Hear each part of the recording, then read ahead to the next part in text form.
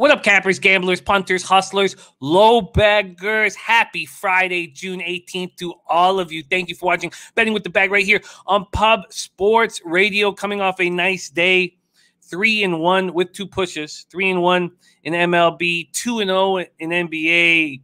God, that felt so good. And then 0-1 in NHL. My just debacle of the playoffs continues in NHL, and God, that just hurts, man. Hurts, but I'm pumped up. No fire alarm. We got Trotwam and Mr. Gokster joining us. And last night was the second time this year where I've been one game away from reaching double digits positive units in MLB, and I've lost that game. But I am inspired and ready to rock and roll. Easy casher for the taint play of the day. Astros first 5 minus half a plus 105. You know, it's really interesting how many taint plays are like just giant cashers, just like over after the first 2 innings. And taint does it again. Taint does it again. Shout out to all the cappers joining us. We got a huge card, so let's try to attack it as soon as possible. Fat win in the house of Jimmy. My favorite pitcher playing today, Mike Foltynewicz. Makes me want to round the bases, nude, throwing up confetti. Well, that's I don't know about that. Yes, I too am fading Mike Foltynewicz. I've only made 3 bets in MLB today, and 2 of them are fading Mike Foltynewicz. I'm on the Twins first 5, minus half, minus 120, and full game minus 1 and minus 133. I got that in last night. So I agree with you. And Fat says my best bet is total runs Minnesota over 8.5. Oh, double Minnesota and the over. Double Minnesota and the over. I like it, Fat. I like it. Brandon Lugo says weekend cash Bucks easy work. No Jeff Green type performance on the road. Yeah, it was easy. First quarter minus 2, minus 115 cashed easily. And I was a little nervous about the team total over going. I wasn't after about 8 minutes of the first quarter. But then there was a slowdown in the final 4 minutes of the quarter, and I was a little concerned, but we cashed it comfortably. Oh, not comfortably. What, by 1.5? Brandon says, I like that Twins look as well as the Nats hitting lefties. Yes, there you have it. Those are my only 3 bets. I have the Nats first 5. I'm back in Fetty, who's looked better his last 2 starts, but that could fall apart quickly. Raymond Reddington on the first 5 with the Mariners, and Christopher Gargaro with the spin rate decreasing candidates. You guys have been so exceptional with this stuff. It's helping immensely. Bauer, Burns, and Cobb. Yeah, I almost, and I want to talk it through with you guys, but I almost backed Arizona first 5. Almost. But I do want to talk to everybody about it. There's our man Nilo in the house. Hit a plus 450 bet builder on the Sweden-Slovakia game. Hit the cards and corners over. Great start. Attaboy, Nilo. There's our guy Razor Sharp Picks in the house. Check out his Gambler's First Glance video. It is hitting at a very high rate. As always, Razor hits at a very high rate. By the way, Razor has switched his horse racing show to tonight. So Friday night horse racing on Pub Sports Radio. Friday night horse racing on Pub Sports Radio. Horses Night, 7 p.m. for our guy, Razor. And he says, NBA playoffs, NHL playoffs, and MLB will all be handicapped live tonight. There's a schnizzle, Ohio's finest in the house. Nigel Lee. Andre says Astros was nice yesterday. Absolutely. Nigel saying, great insight, guys, yesterday. Astros, Padres, Angels, Indians, over Mets, under, Belgium, all winners. Nice job. That Reds bullpen. Can you believe the Reds are 3 games? I believe they're 3 games over 500 with that horrific bullpen. Unbelievable. There is Matty Ice, star the taint play of the day. Alexander Sosa ready to get to work. There is DC North Ender. Thank you guys all for joining us. Platinum Paul in the house. And look at that. Sosa had Seattle moneyline for a K. That's a big boy bets. Big boy bets. Ostino Liggett in the house. Here we go. What a great group. Viper, don't panic. Hustle Wilson coming out of NOLA. Hustle Wilson doing just that. Viper, Piker. Coco Bongo says, good morning. It's Friday, so I'm having beer for breakfast, lunch, and dinner. Coco Bongo, 8:05 a.m. Not wasting any time to get to that first beer. Coco, respect. There's Christopher Gargaro.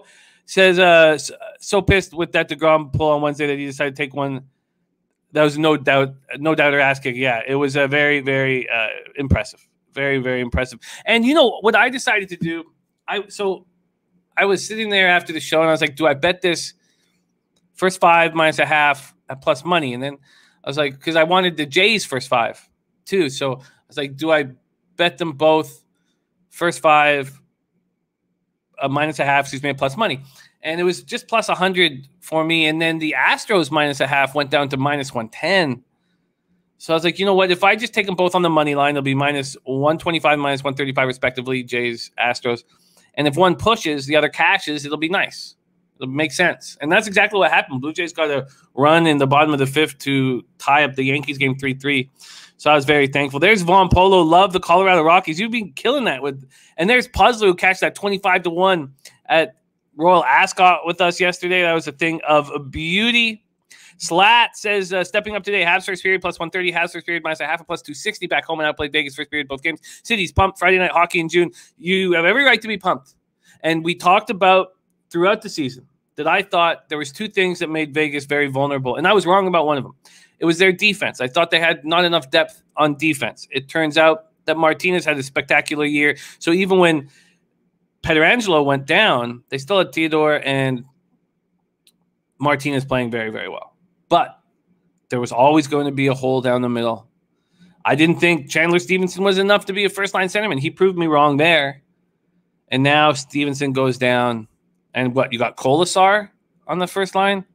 Ooh, these Knights are vulnerable. There's Hunter Engelhart in the house. Okay, we got lots of work to do. Michael Everlina says, big clip, Sam, but God, I hope we don't break through tonight. I'm on Jazz big, but at least if I do lose my team, I'll have finally done something. I don't. Michael Everlina, I have I don't even want to say this, but I've kind of put myself in peril for the first time in a while with a big bet on the Jazz. It's my first big bet in a while. And it's on the Jazz to win the series at plus 155. I also have bet Jazz minus 1.5. The Kraken got to me on Wednesday night and decided to put my family in jeopardy. That's what I decided to do. So, and my girl wants to watch a movie tonight. That's not going to happen. Brian Watson ready to go. Nate Dogg's on Colorado money line. Razor Sharp 2-0 sweeping NBA last night. 10-3 run for Razor. We're eating in NBA right now. I'm on a 14-3 run. It's nice because this regular season hurt me badly.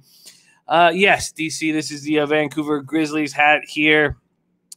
I still despise Stu Jackson with everything that I am. There's Ron Lofton. Okay, let's get to work. Die Hard MMA podcast. That happens. That happens. Don't worry. You've had huge, giant cashers in the NHL lately. That will happen. And here we go. Here we go. The Taint play of the day is in. Red alert. The Taint play of the day is in, hitting at 28 and 16, 63.6%.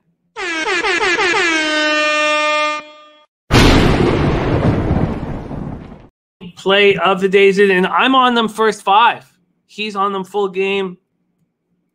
Might have to be a double up. Taint, full game, at minus 115 on the Nats. Might be time for a double up.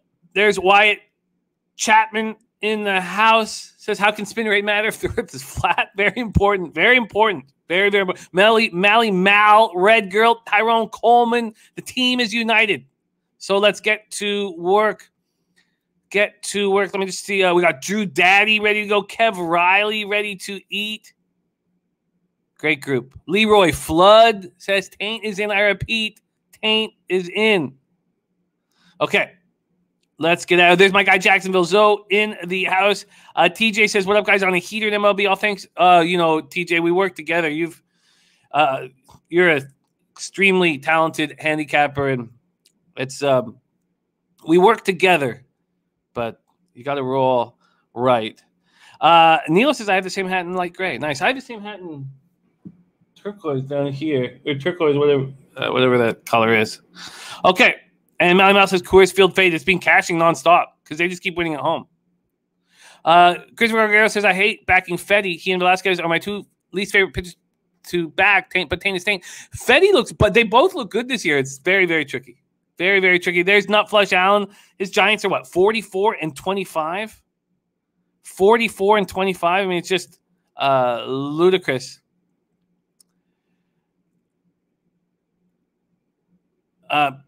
Piker says there's money. Not sure why there's money coming on Pittsburgh here. It just feels like when the Browns were bad and the Sharps were always betting them. Yeah, you know that, Mark. Okay, here we go. The next spot we need to discuss very quickly before we start breaking down the games is the Dirty K prop is in. I repeat, the Dirty K prop is in. Kikuchi over 6.5 plus 102. 1-0 to the number one facing a top 10 strikeout percentage team. He gets number 2 team in strikeouts versus the left-handed pitching in the Rays. Takes in Safeco Field, and Rays haven't seen much of Kikuchi. Here we go.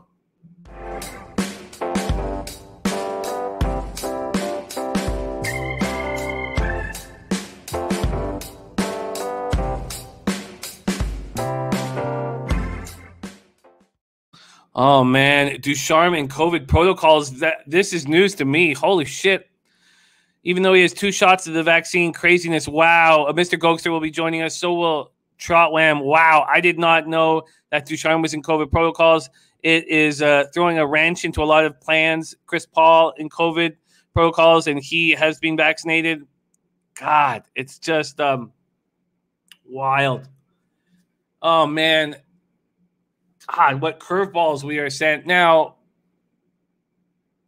I mean, the assistant coaches can handle the job, but that's a wild, wild turn of events. All right, let's get to work right now. Shout out to all of you guys rolling with us. Let's go. So, quick review yesterday. St. Louis, Atlanta, under had me sweating buckets and almost bought off of it. It cashed easily, under 9 minus 120. Milwaukee, Colorado, first 5 under 5.5. You know you're rolling when you have an under 5.5. 5 runs are scored in the first inning and you still cash it.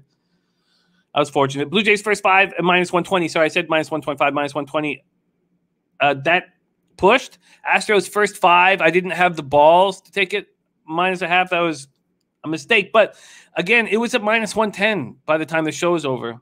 So minus 135. Is that run, is not having the push at the tie game worth 20 or 25 cents? I think it's got to be worth more than that to me. So I got the win there. Reds first 5 at plus 155. Anybody who did not hit the under on that full game, my heart breaks. 8 runs in the 9th inning. But I pushed the first 5 plus 155. And my only loss was on Ohtani over 7.5 Ks and minus 120. Okay, let's get to work.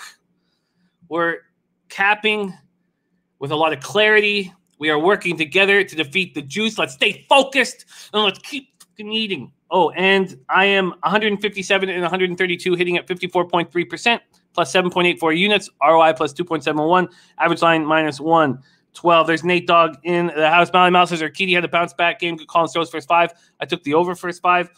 All right, let's go. And Mike M says, worst road teams in MLB, parlay cash, Cleveland, San Francisco banger. Yeah, our Maxwell Smart was also all over that. Great job, you guys. I did feel like I left money on the table in those first 2 games.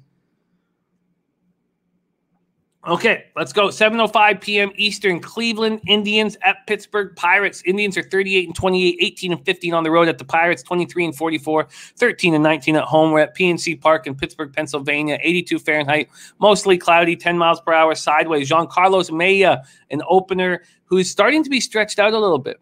He was only pitching an inning or an inning and a half at first. In his last opening opportunity, he went 4 innings, allowed 4 hits, 2 earned runs, no homers, 1 walk, 3 Ks, and a 4-3 win at home versus the Orioles. On the year, he's got a 4.26 ERA, 1.18 whip. He's only thrown 12 2/3, so that was by far his longest start of the year. Going up against Chad Kuhl, 6.52 ERA, 0-4 on the season, 1.62 whip, 29 Ks, 29 innings, 23 Ks, 21 walks. 21 walks, a terrible K to walk ratio, 5 home runs. In his last start, he got beat up at the Brewers, 3 1/3, 5 hits, 5 earned runs, 4 walks, 2 Ks. In a 7-4 loss at the Brewers. Matty Ice looking for any moves you guys are making on the early soccer game. If we could help them out. Rocky Manichetti says, why take the Pirates, not me? Okay. So Indians don't hit righties hard. 235, 702 OPS. Pirates are abysmal versus righties, even worse at 232, 653 OPS. Both bullpens are strong. Indians bullpen being very good all year. Converted 20 of 23 save opportunities, 3.11 ERA, 1.25 WHIP. Pirates bullpen 3.89 ERA, 1.25 WHIP as well. Converted 8 of 12 save opportunities. They're strong. All right, let's see what we are dealing with from a market standpoint here in Cleveland, Milwaukee. Excuse me, Cleveland, Pittsburgh. We have Pittsburgh opening up at plus 132 in a 16-cent move towards the Pittsburgh Pirates. Wild. Let's just move over here so we can just get the money lines and totals on the same line so I don't need to move it around. Mally Mouse says Indians have been hitting well. There's Maxwell Smart. He's got special news for me. He loves cupcakes. And Ryan Scahill is on Croatia money line. Glenn Elliott Man, check Croatia draw. Jacksonville Zoe's on Croatia plus 125 in England minus 1.5. Tony Cobbs is on both teams to score in that 9 a.m. match. Soupy panties on Croatia and over 2.5. Okay. Glenn Elliott Man's on the Indians Pirates over 9 at plus 103. Very strange that money would be coming in on Cool. It just one of those situations where it feels like the Sharps are overthinking things here. 8.5 has moved to 9 for a total. Let's go to baseball data and see if any of that is supported. So the Pirates haven't seen Maya, and only 2 Cleveland Indians have seen Cool. So strange. Let's see where the cash is on this spot.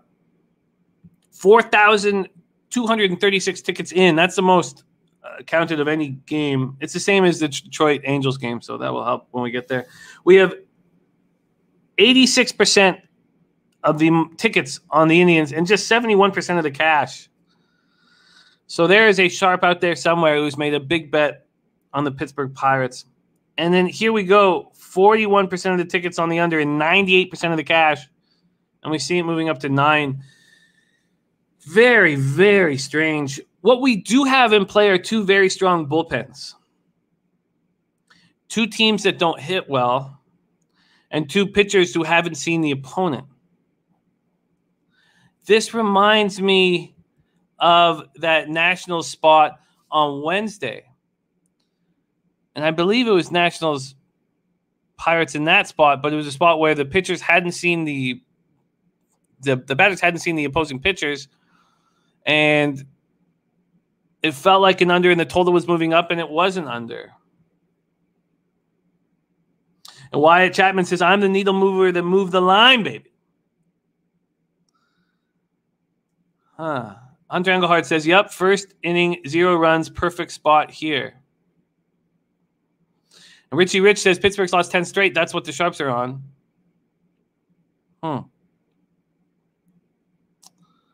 Well, I think we can get underneath this with the strength of the bullpen. So when I said this on Wednesday, I said, if this gets to 9.5, and my book after the show, I'm going to bet it. It got to 9.5, and it was plus 100 to the over, minus 120 to the under. And I was like, oh, my God, would this get to a minus 110? And then it went back to 9, and I didn't bet it. I'm not going to make that mistake this time. And Mike M says Cleveland smashes and Pittsburgh team total under. Mally Mouse says, is Maya good? You know, the Indians don't have enough starters right now, and that's why they're trying to get Eli Morgan there. So he's okay. All right. So I am going, if this gets to 9 at my book, I'm going to try to get underneath it. I'm going to try to get underneath it. I know that the starting pitchers are not that strong, but the bullpens are very strong, and these teams just don't hit with a ton of power. Glenn Elliott Man says 2 garbage pitchers over 9. I'm going to do the opposite. I'm going to take the under 9. And Dan Pat Ray, is that facts? Kemba to OKC, is that facts? God, I want to know if that's facts. Sharpie says last 7 days, Indians bullpen is number 15 and Pirates number 22. They've been falling apart in the last 7 days. Let's just dive into this a little bit more then.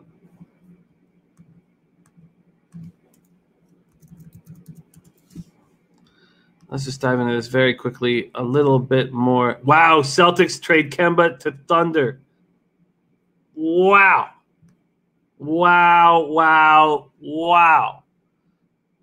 Giant moves. Okay, so let's just quickly. I wasn't expecting to spend so much time on this game, but I do feel like this is extremely similar to that Wednesday spot that was a stone cold under. And this just feels very similar to that. So the Indians bullpen has been not playing well, and they were up against the Orioles in that last series. And they had huge leads against the Orioles and were just taking their foot off the gas and not using their best relievers. You know, I don't know if that's a fair enough statement, but I think that might be in play. And then let's see who the Pirates just went up against in their last week. Quickly here, if there's any kind of excuse we can make for the Pirates bullpen. Not really. They're just losing. That was a week of 6 games on the road. Now they're back home. Glenn Man says, yeah, I said that off the top. He gave up at the Brewers. He gave up 5 earned runs. I think they're going to be quick to pull him. And try to be saying they're bad versus Detroit and the Orioles next week.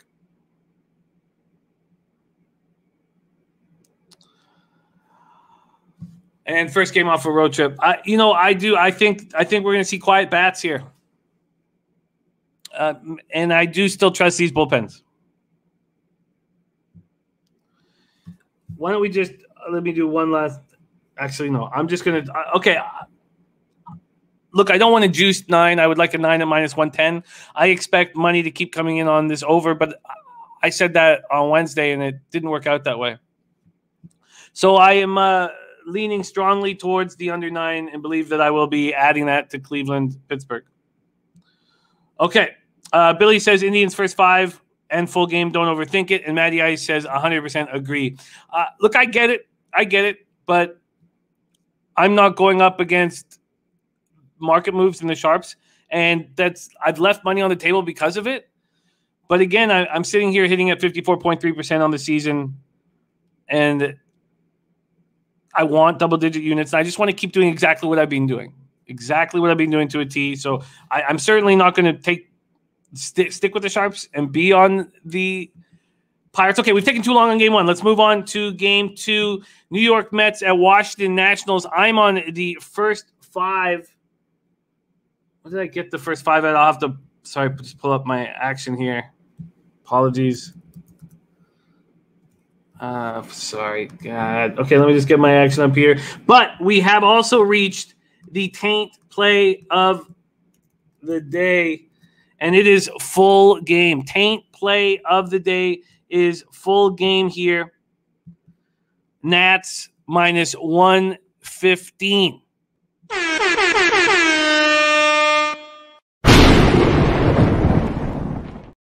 All right. And I got the first 5 at -120, backing Fetty.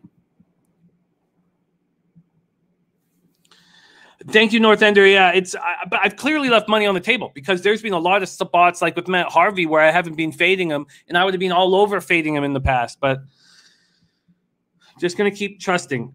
Talk Sports with JT is on Washington, first 5 at -125. I got it at -120. Let's just see what it is right now if I did beat a market move because, yes, it's now -125. Now, I didn't get to bet this till about 10:20 in the morning, Eastern time, so about an hour ago because they weren't bringing out the first 5s. CT Bay says first 5 under in Washington. Lucchese's been better for – okay. And Mets don't really hit Fetty. All right, let's talk about this spot. So we have the taint on the full game. I'm already on the first 5, and why wouldn't I double up here and tail taint? By the way, taint 28 and 16, hitting at 63.6%. Mets are 35 and 26, 15 and 19 on the road at the Nationals, 30 and 35, 18 and 17 at home. We're at Nationals Park in Washington, D.C. 81 Fahrenheit, partly cloudy, 9 miles per hour, out to left center. Joey Lucchese, 1-4, 5.18 ERA, 1.18 whip, 33 innings, 36 Ks, 9 walks, 4 home runs. In his last start, he did look good at home versus the Padres. 5 innings, 4 hits, 1 earned run. It was a solo shot, 1 walk, and 6 Ks. Going up against Fedde, 4-4, 3.86 ERA, 1.20 WHIP. Thought of as a gas can in the past. He has been pitching better. 43 Ks and 44 in the third. He's allowed just 5 home runs and 44 in a third. In his last start, he shut down the Giants. And the Giants are smashing right now. 5 innings, 4 hits, no walks, no earned runs, 7 Ks and a 2-0 win. Mets are hitting 234, 692 OPS versus righties. And as we know, the Nats smash lefties, 265, 762 OPS. The Mets bullpen has been very good of late, and that's what made me focus on the first 5. But the Nats bullpen hasn't been bad. 3.85 ERA, 1.25 WHIP, 14 of 21. Puzzler liking that first 5 under. Michael Everlina says, can't trust the Nats bullpen for the full game. I'll stick with the Nats first 5. That's what I was thinking, Michael Everlina, but they haven't been so bad. CT Base says, I don't see 5 runs in the first 5. Let's take a look at what we're dealing with market move-wise here in this spot. The total opened up at 8.5 and moved to 9. And this opened up as a pick'em. There's been a big move towards the Nats that are now minus 123 at Pinnacle. So let's go over to that first 5 spot. That first 5 spot. We've moved to 4.5 to 5. Very interesting that it's moved to 5.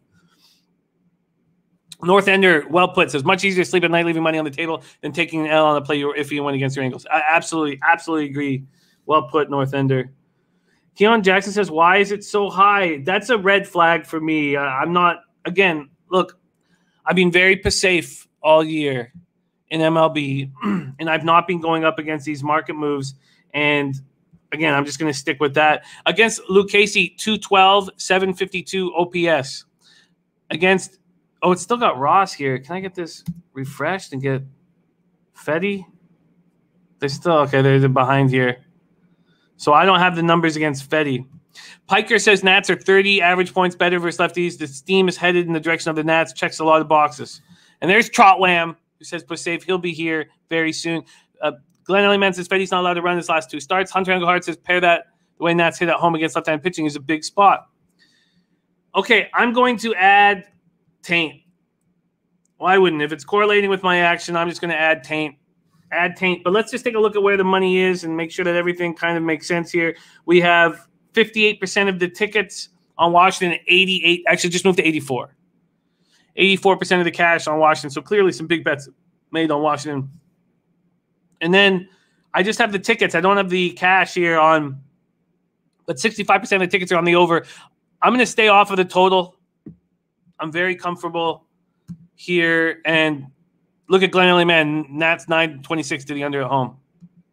Stimmy OG is on Nats team total over. Okay, so I'm already on the first 5. I will add the full game.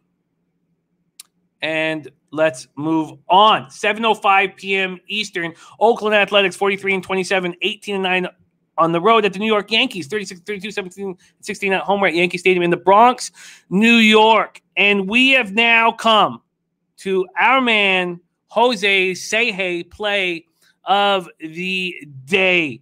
Coming off back-to-back losers after a 5-game winning streak. He is now sitting at 9-9, down 0.24 units, and ROI minus 1.33%. Average line minus 101. Please welcome to the show our producer, the man on the 1s and 2s, Jose in the house. What up, Jose? How are you? I'm doing all right. I'm doing better than yesterday, even though Joe Madden decided to just brutalize me, Jimmy.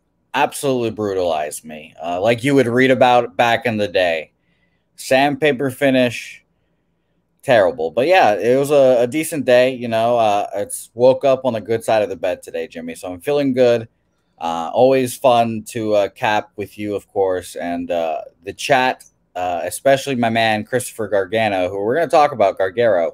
We're going to talk about him here in a second. But shout out to Jose, him. I think that we've been coddling you because when you were capping scared, when you were capping uncomfortable, worried, you started stringing together winners. When we started heaping praise upon you, you started getting fat and happy.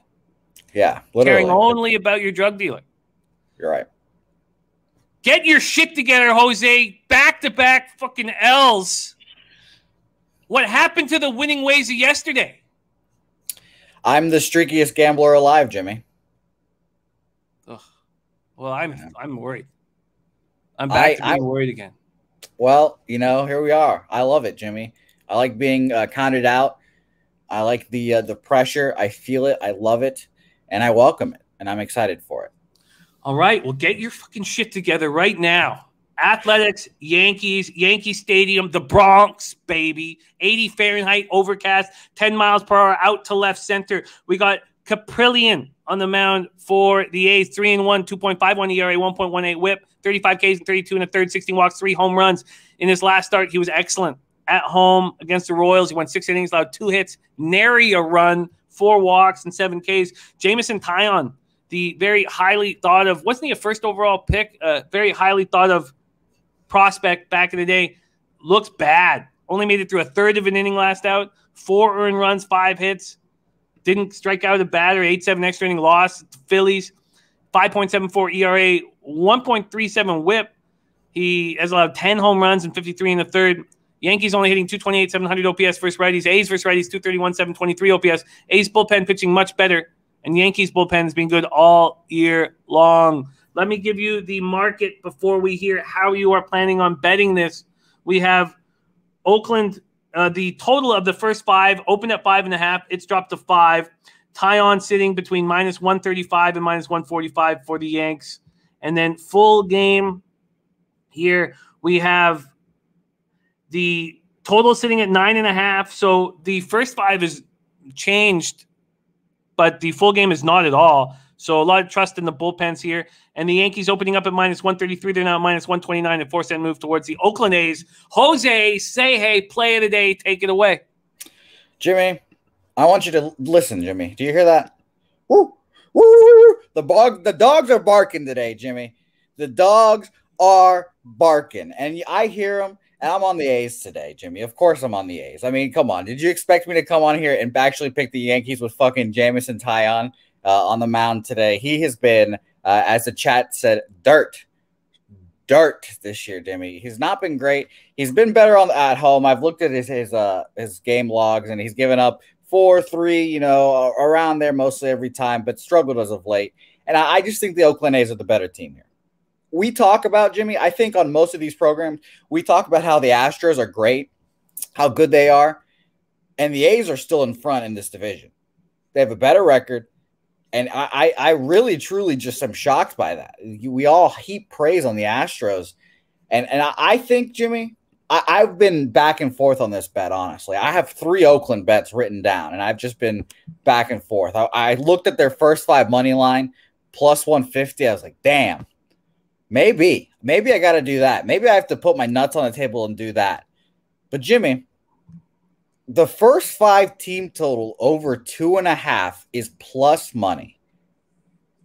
2.5 on fucking Jameson Taillon. 2.5 is plus 112 currently. And that's where my money is going to lie today. Ultimately, I probably will play both of these things. I think they will end up winning one and the same. You kind of need runs to win. But it's crazy to me that we're getting such good numbers with Taillon. Do they think he's going to bounce back to some kind of magic form? The A's are the better squad, 6-game winning streak. I understand that the Yankees are on a 3-game winning streak themselves, but they just got off a series with the Toronto Blue Jays who can't pitch. So I'm on the A's today. Well, very interesting stuff coming from the chat, Jose. First off, T says that sounds like a trap, and it does make me a little uncomfortable. It does make me a little uncomfortable. Also, that dog sound that you made, what are you talking about? Very high pitched and effeminate. Red Girl says that was the Taco Bell dog, possibly. Some people think it might have been a poodle. Coco Bongo thought it was an owl. Oh, hoo, like the one from the Tootsie Roll. Yeah, I've got a little owl in me. I need a little bit of owl in me. Shout out to our guy, by the way. Don't ask, don't tell. Venezuela needs me back. They do. They actually do. We're down bad, and I need to go back, I guess. Sounds like someone's stepping on that owl's nuts. What do you? I mean, Jimmy, it's not me. It's the dogs, Jimmy. They're barking today. I'm calling them today. I love them today. I like a lot of dogs today. Jose's on the A's. Team total over 2.5 at +112. Sharpie's on the A's first 5 at +120, and Caprillion over 5.5 Ks. Says put some respect on this former first round pick. Something is just strange because with the way Taillon has been pitching against a A's team that's 231, 723 OPS against righties. Why? So let's go to see where the money is here. We have 44% of the tickets on the Yankees, 52% of the cash. So nothing really being said to us there. 57% of the tickets on the under and 63% of the cash on the under. I get it.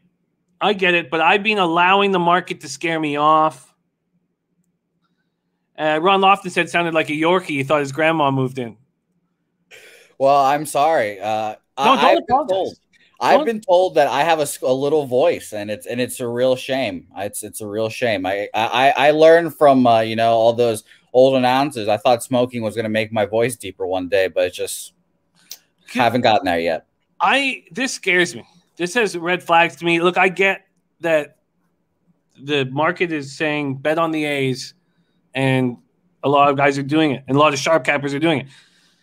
But I'm just going to stay off of this spot. But Jose trying to stop his 2-game losing streak with the A's team total over 2.5. First five, yes. First 5 team. Sorry, I didn't write that. First 5 team total over 2.5. Jose, could you please leave us one more time with the dogs barking? I will, but can I leave you with 2 more things, actually, Jimmy? Only if you finish with the. Yeah, of course. No problem. Thank you. I appreciate that. So first of all, we need to talk about our boy Christopher, who made these lovely spin rate charts and has been tracking them. I'll show him here, actually, because I brought him up. He's been tracking them with Corbin Burns, and he's been on this under for the strikeouts in Coors, which I for sure am going to play today. I'm going to play under 7.5 strikeouts for Corbin Burns strikeouts today. He said it on Twitter today. I'll pull it up right now. But essentially, if it's the K prop is over 6, they haven't hit in the last 19 straight. Actually, as you can hear, my actual dogs barking too. But they haven't hit in the last 19 straight. 7.5. We get an extra K in there. We saw Woodruff get touched up yesterday early and immediately. So I love that as well. Like I said, there's a lot of stuff today that I enjoyed, and that just was my 1B. I didn't want to give it as my play of the day because I didn't want to take Christopher Shine, but I definitely needed to shout him out here, shout out his spin rate charts, and Corbin Burns under 7.5 strikeouts as well. Oh, and here we go. I'm excited. There you go. Jose Seje play of the day. Jose Seje play of the day. All right. Puzzler says more of a chirp than a bark, but that's okay. Okay, we will move on. Glenn Man looking for Robbie Ray's spin rate info. And Red Girl says those dogs in the back are much louder, much more masculine barks. Okay. And great stuff, Christopher Gargaro, and thank you for sharing that with us. Jose's on the A's first 5 team total over 2.5, and I am staying off that game. Makes me a little uncomfortable. We move on to 7:05 p.m. Eastern. Toronto Blue Jays 33-34, 20-18 on the road at the Baltimore Orioles 22-46, 11-21 at home. How much mismanagement could be going on when you have a Blue Jays team that hits the way they do, and you're a game under 500? And it's not all the brass' fault. It's also Charlie Manuel, just questionable decision after questionable decision. I know he doesn't have a lot to work with. Oriole Park, Camden Yards, Baltimore, Maryland, 83 Fahrenheit, mostly cloudy, 10 miles per hour out to left center. There's our guy, Diesel Eugene, in the house. Robbie Ray, 4-2, 3.45 ERA, 1.11 whip, 17 1/3, 92 Ks, 17 walks, 16 home runs. He's been excellent this year. We talked about how he's changed his positioning on the bump, on the rubber with his starting foot, his plant foot, and it's changed a lot for him. he had a very high K to walk ratio, which almost kicked him out of the league. 92 Ks and 17 walks, but still, he's getting barreled up. 16 home runs allowed in 7 1/3. His last start, he went 6 innings, 4 runs, 3 earned runs, 1 homer, 3 walks, 10 Ks, 18-4 win at the Red Sox. Quality start. Going up against Bruce Zimmerman, 4-4, 4.83 ERA, 1.47 whip, 59 2/3, 53 Ks, 20 walks, and 12 home runs. Last start, he went 5 2/3, 6 hits, 3 earned runs, no dingers, 3 walks, 3 Ks, and 7-1 loss at the Rays. And the Rays don't hit lefties that hard, but they could get to Zimmerman. Blue Jays hit lefties hard, 259, 754 OPS. Nobody hits them as hard as these Orioles, 281, 793 OPS. Well, the White Sox do. But still, it's their batting average, let's say, is very, very high. But OPS is higher with the White Sox. Blue Jays bullpen, 3.84 ERA, 1.29 whip, converted 11 of 20 save opportunities. They're a garbage fire right now. Orioles bullpen, 4.61 ERA, 1.32 whip, converted 11 of 22 save opportunities. Brian Watson says Jays first 5 minus 192. It's a lot of juice. Bill McDonald, a lot of people making moves in that Croatia game. A lot of people making moves. Glenn Man says Orioles have lost 8 in a row. Piker says both teams here are losing. I'd back the home dog here, but I'd need a gun to my head first. I think that's well put. Let's see what the market has done in this spot. We have this total opening up at 9.5. A couple books, Heritage, Bookmaker, Inner Tops, Sports Interaction have moved it to 10. Robbie Ray opening up at minus 169 is now minus 164, so a 5-cent move to the Baltimore Orioles. And Jacksonville Zoe says, I've seen predictions of a baseball lockout coming up with negotiations coming up. I sure hope not. When would that be, Zoe? What date would that be? Because we'll just go right back to the horses every day, and my drinking problems will come back immediately. Puzzler says Jays will probably enjoy getting on the road away from the home fans that cheered the Yankees so heartily. A lot of truth to that. Piker says Orioles home dog. I like it more than gun to my head after you've mentioned how well they hit Ray. Well, that was just how well they hit lefties. Let's see how well they hit Ray right now and pull up that baseball data.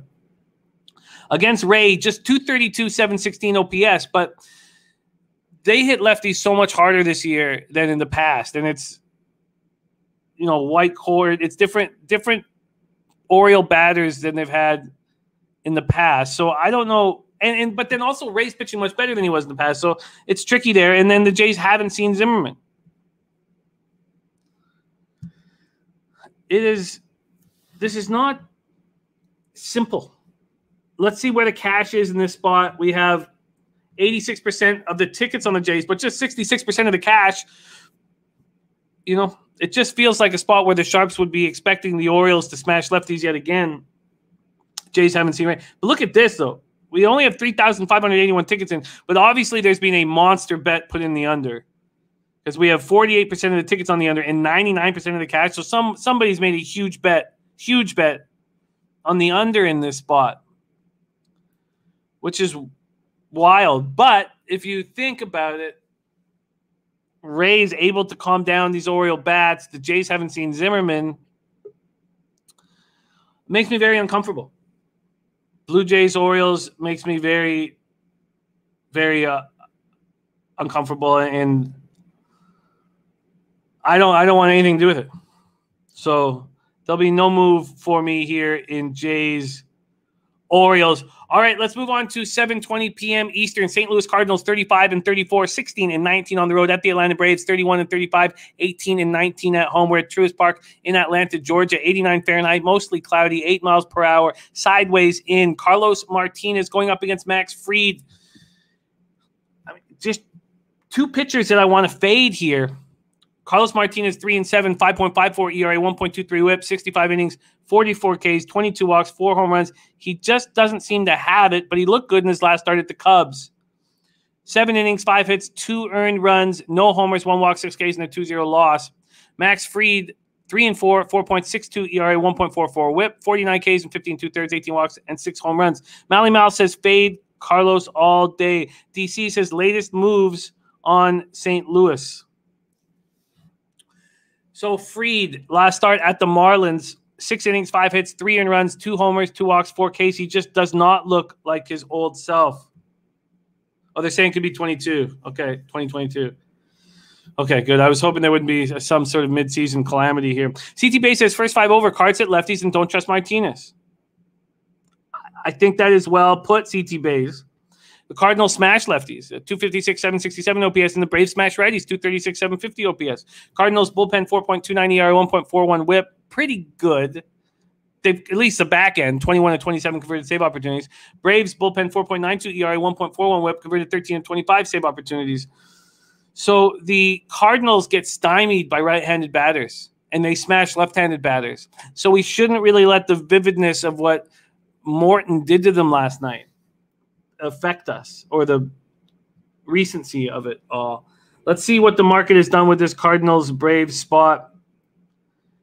We have the total opening up at 9.5 and moving to 9.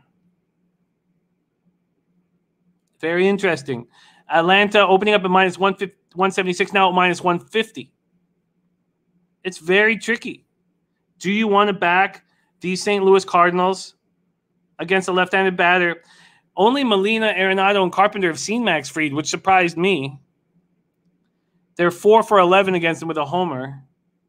And then Carlos Martinez, they're hitting 378 with a 992 OPS. So all that is saying over, so why is it going towards the under? It's quite confusing. We have 62% of the tickets on Atlanta, but just 32% of the cash. So there's trust out there.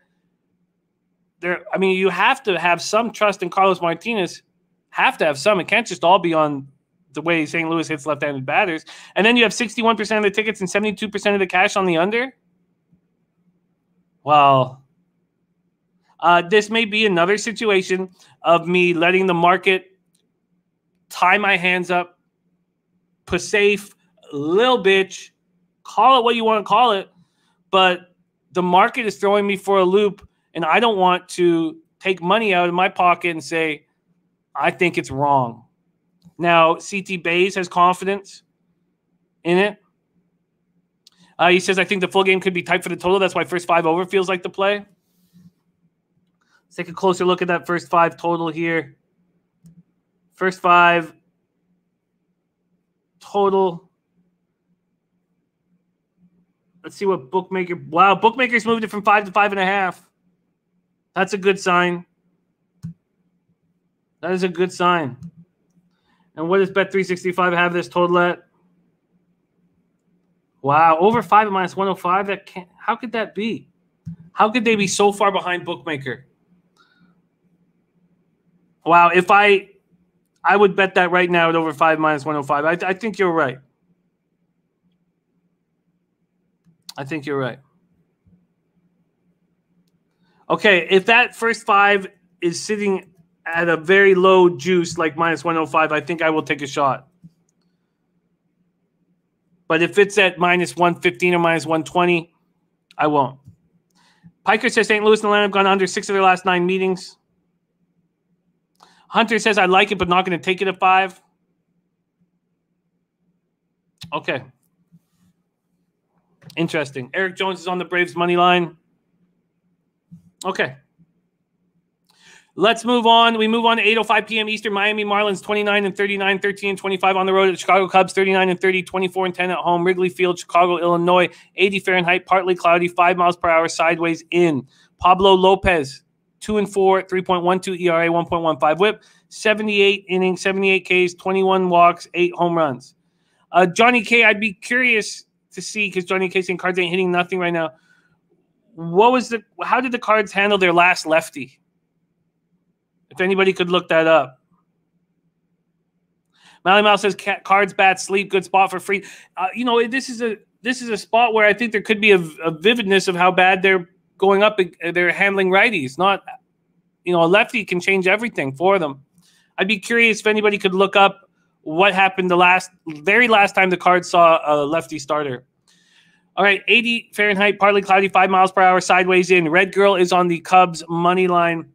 Lopez Davies. Lopez, last start, 4 innings, 6 hits, 4 earned runs, 1 home run, 2 walks, 2 Ks, and a 6-4 loss at home versus the Braves. Oh, you're right. Sharpie says Rogers held the Cards in check last time out. And I'm saying Rogers is elite. You're absolutely right. You're absolutely right, because I lost that first 5 over 4 in that game badly. It was 1-0 after 5. Maybe they're just not hitting anyone. Okay, you know what? I'm going to put a question mark beside that first 5 over 5. Okay, back to this Lopez Davies start. Davies has had back-to-back scoreless outings. 4-3, 4.01 ERA, 1.47 WHIP, 67 in the third, 43 Ks, 33 walks. At K to walk ratio poor. 4 home runs allowed. Last start he looked good at home versus the Cardinals. 6 2/3, 2 hits, 0 earned runs, 2 walks, 6 Ks. They 2-0 win at home versus the Cardinals. And spreadsheet play of the day for Ron Crawford. Oakland plus 125. Spreadsheet play of the day, Oakland plus 125. Marlins versus righties, 234, 670 OPS. Rangers versus righties, 226, 677 OPS. Marlins bullpen, 3.84 ERA, 1.20 WHIP, have converted 13 of 29 save opportunities. Rangers bullpen, 4.68 ERA, 1.38 WHIP, have converted 13 of 24 save opportunities. Let's see what the market has done with this Marlins spot here. We have, sorry, let me pull it up right now. We have nothing because the Marlins have not decided if they are going with Pablo Lopez. So Lopez must be off. Okay, so let's just move right on because we've got a lot of games still to cap, and we want to beat up these 2 NBA games with Wham. So we have, just so Wham knows, 3, 4, 5, 6. Shit. We still have a lot of games still to cap in MLB Wham. So I don't think we can get to until probably 20 after 12 Eastern, 20 after 9 Pacific. Okay, so let's keep rolling here. So I'm on the Minnesota Twins. I doubled up. I took them first 5 minus a half at minus 120, and I took them full game -1 at minus 133. That was a minus 160 money line and a minus 105 run line. And isn't it great to see Ron Crawford back in action with us? Spectacular capper. Globe Life Field, Arlington, Texas. I expect the roof to be closed. I could not get that information. Jose Barrios going up against Foltynewicz. Look, I know Barrios has not been very good this year, but in comparison to other starters, he has been good, very good. He's just not been good from what we expect out of Barrios. 7-2, 3.49 ERA, 1.09 WHIP, 77 in the third, 81 Ks, 20 walks, 10 home runs. In his last start, he went 7 innings, allowed 5 hits, 2 earned runs, both solo shots, 1 walk, 8 Ks, and a 5-2 home win versus the Astros. Johnny K says, careful with that home dog. Look, I'm definitely simplifying things here, Johnny. But Foltynewicz has looked atrocious, and I do not expect him to be a part of this starting rotation for much longer. Piker says, slight market move to the Rangers. No rush to take the Twins. Anyhow, can stew on that. And Red Girl leaning towards Texas. Foltynewicz went 2 2/3, allowed 8 hits, 7 earned runs, 3 homers, 1 walk, 1 K, and a 12-1 loss at the Dodgers.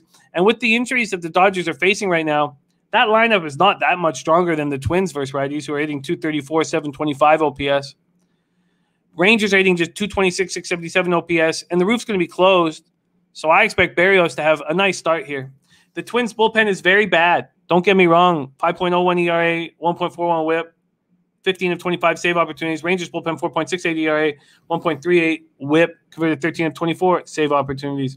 Glenn Elliott Man says Barrios has picked it up. Twins first 5 minus 1.5, and Lance LaRose is on 7 for Twins.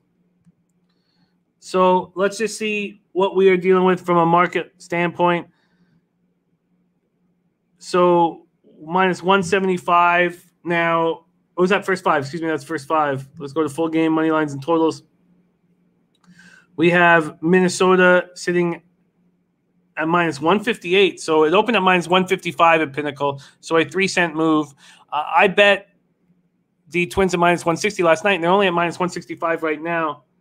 Let's go to baseball data here and see what we're dealing with. Against Barrios, they're hitting just 143 of the 450 OPS. They're 4 for 28 with 3 singles and a homer. And against Foltynewicz, 5 for 14, small sample size, but 357 average, 1.009 OPS. And cash-wise here, we have 76% of the tickets and 78% of the cash on the Rangers, and the market's not moving very quickly, and that scares me. 64% of the tickets on the over and 73% of the cash on the over.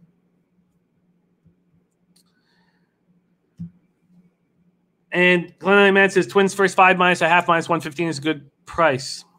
this makes me a little uncomfortable that the market isn't moving further in the Twins' direction. And maybe I just simplified things too much. This feels like a possible mistake that I would have made the last few years. Just wanting to fade Fulton Avich and back Berrios. But I have doubled up on the Twins.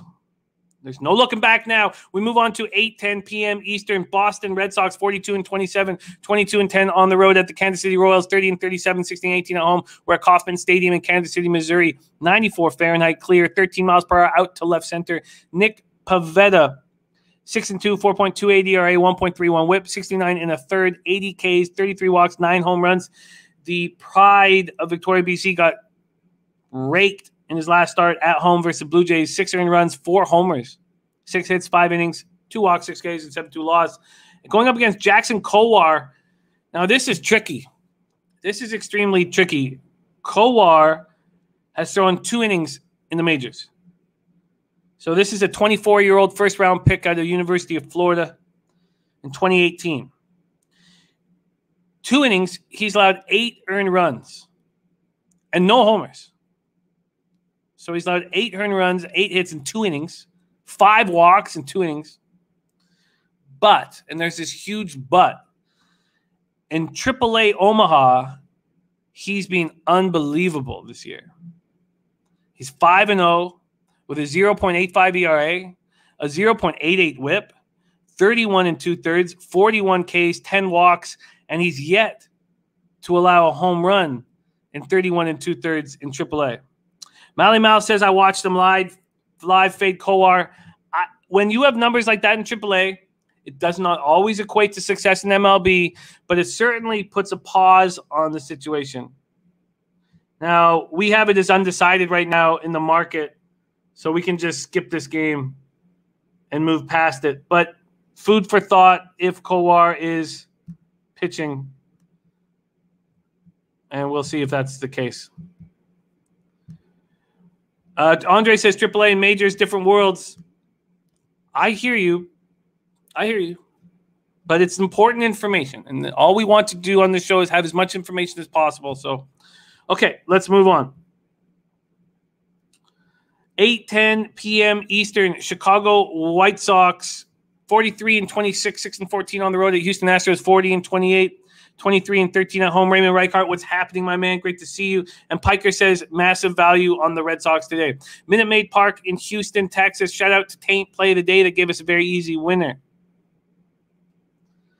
And Polo this, Polo that says think Hawks and Clips advance tonight. That scares me.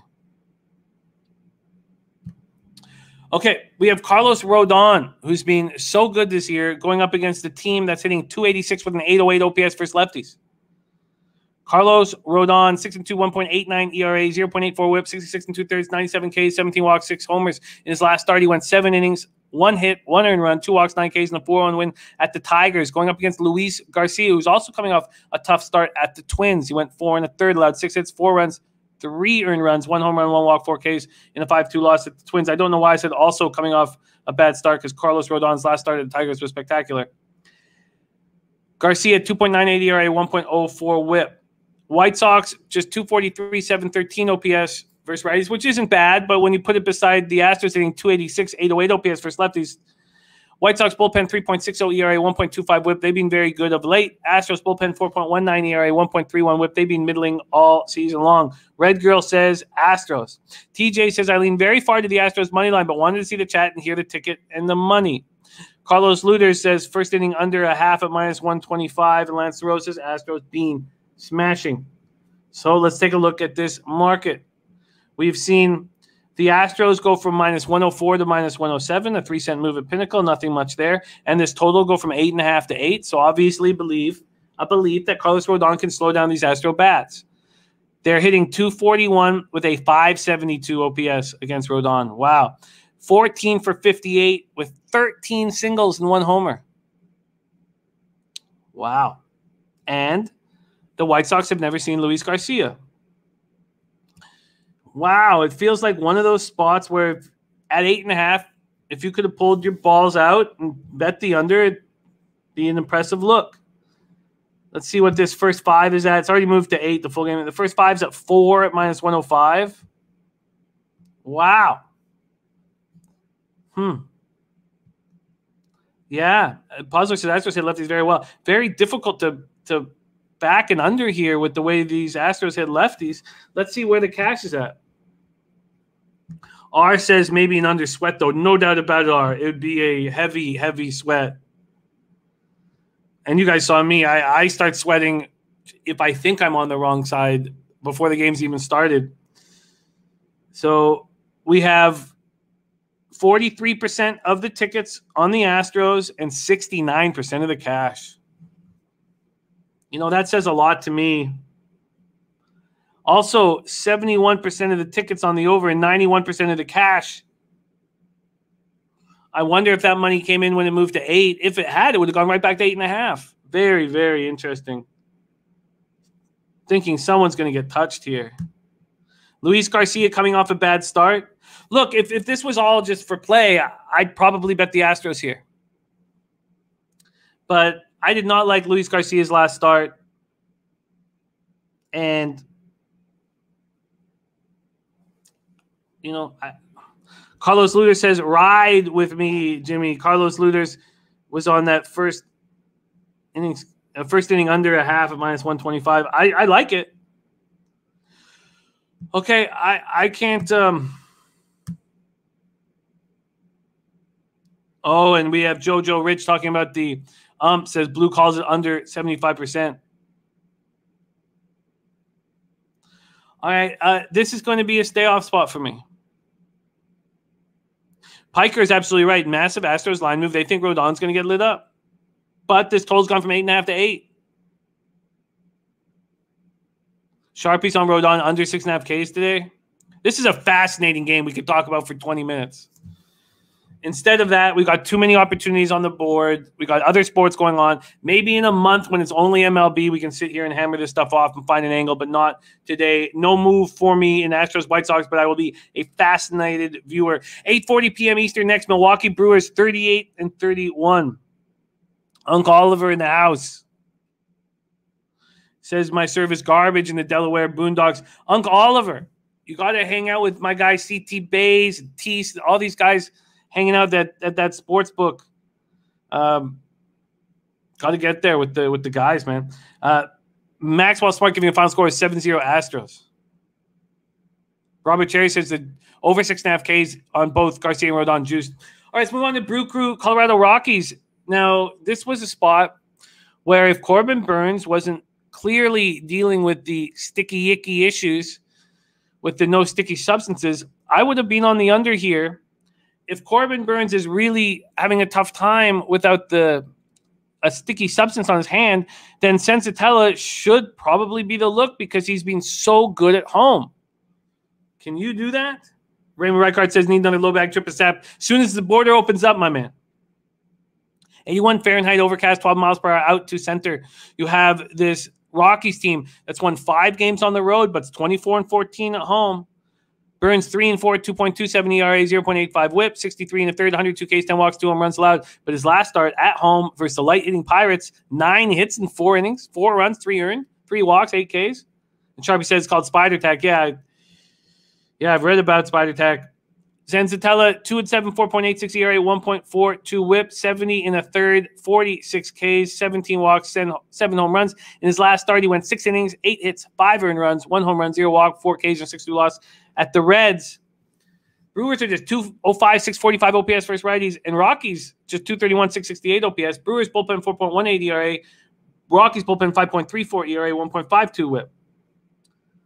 So let's see what the market's doing in this spot. Another really, really interesting game here in Colorado. This total opening up at 10.5, under 10.5 at minus 108. It's now minus 111, 3-cent move there. Burnes has taken 18 cents from minus 180 to minus 198. Strange. Let's go to baseball data and see if that correlates against Burnes. They're hitting 263, 807 OPS. So 5 for 19 with a double and a homer. Against Senzatella, they're 1 hit in 13 at-bats against them. Wow, 1 hit in 13 at-bats. That hit a single. So why wouldn't Gee, I can't. As of now, I can't get on Razor's show tonight, but I'll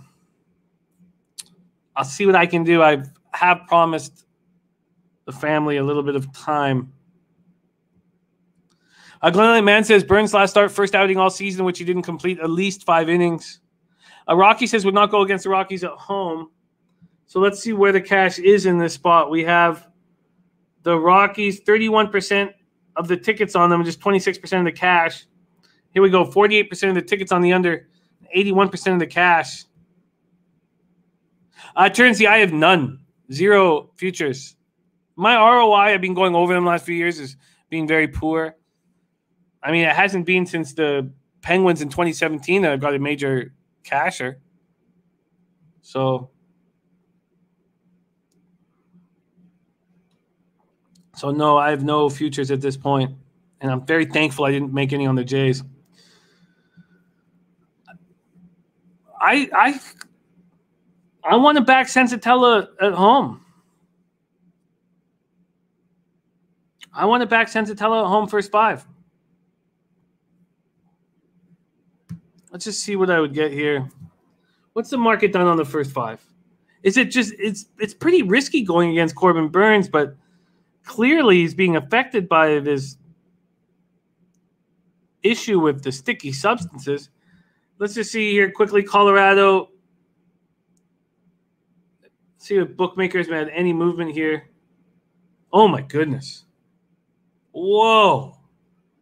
Bookmaker opened this at minus 160 for the Brewers. They're now minus 200. Colorado was opened at plus 121. They're now at plus 170. Okay, I can't. Look, I'm not going to get in the way of this. Okay, no move for me. Yeah, Mally, I might not have in the end. I can't remember what it did at the very end of that game, but 5 runs in the first, and we cashed our under 5.5, first 5. Okay, no move for me in Brewers, Colorado Rockies. That market move is wild.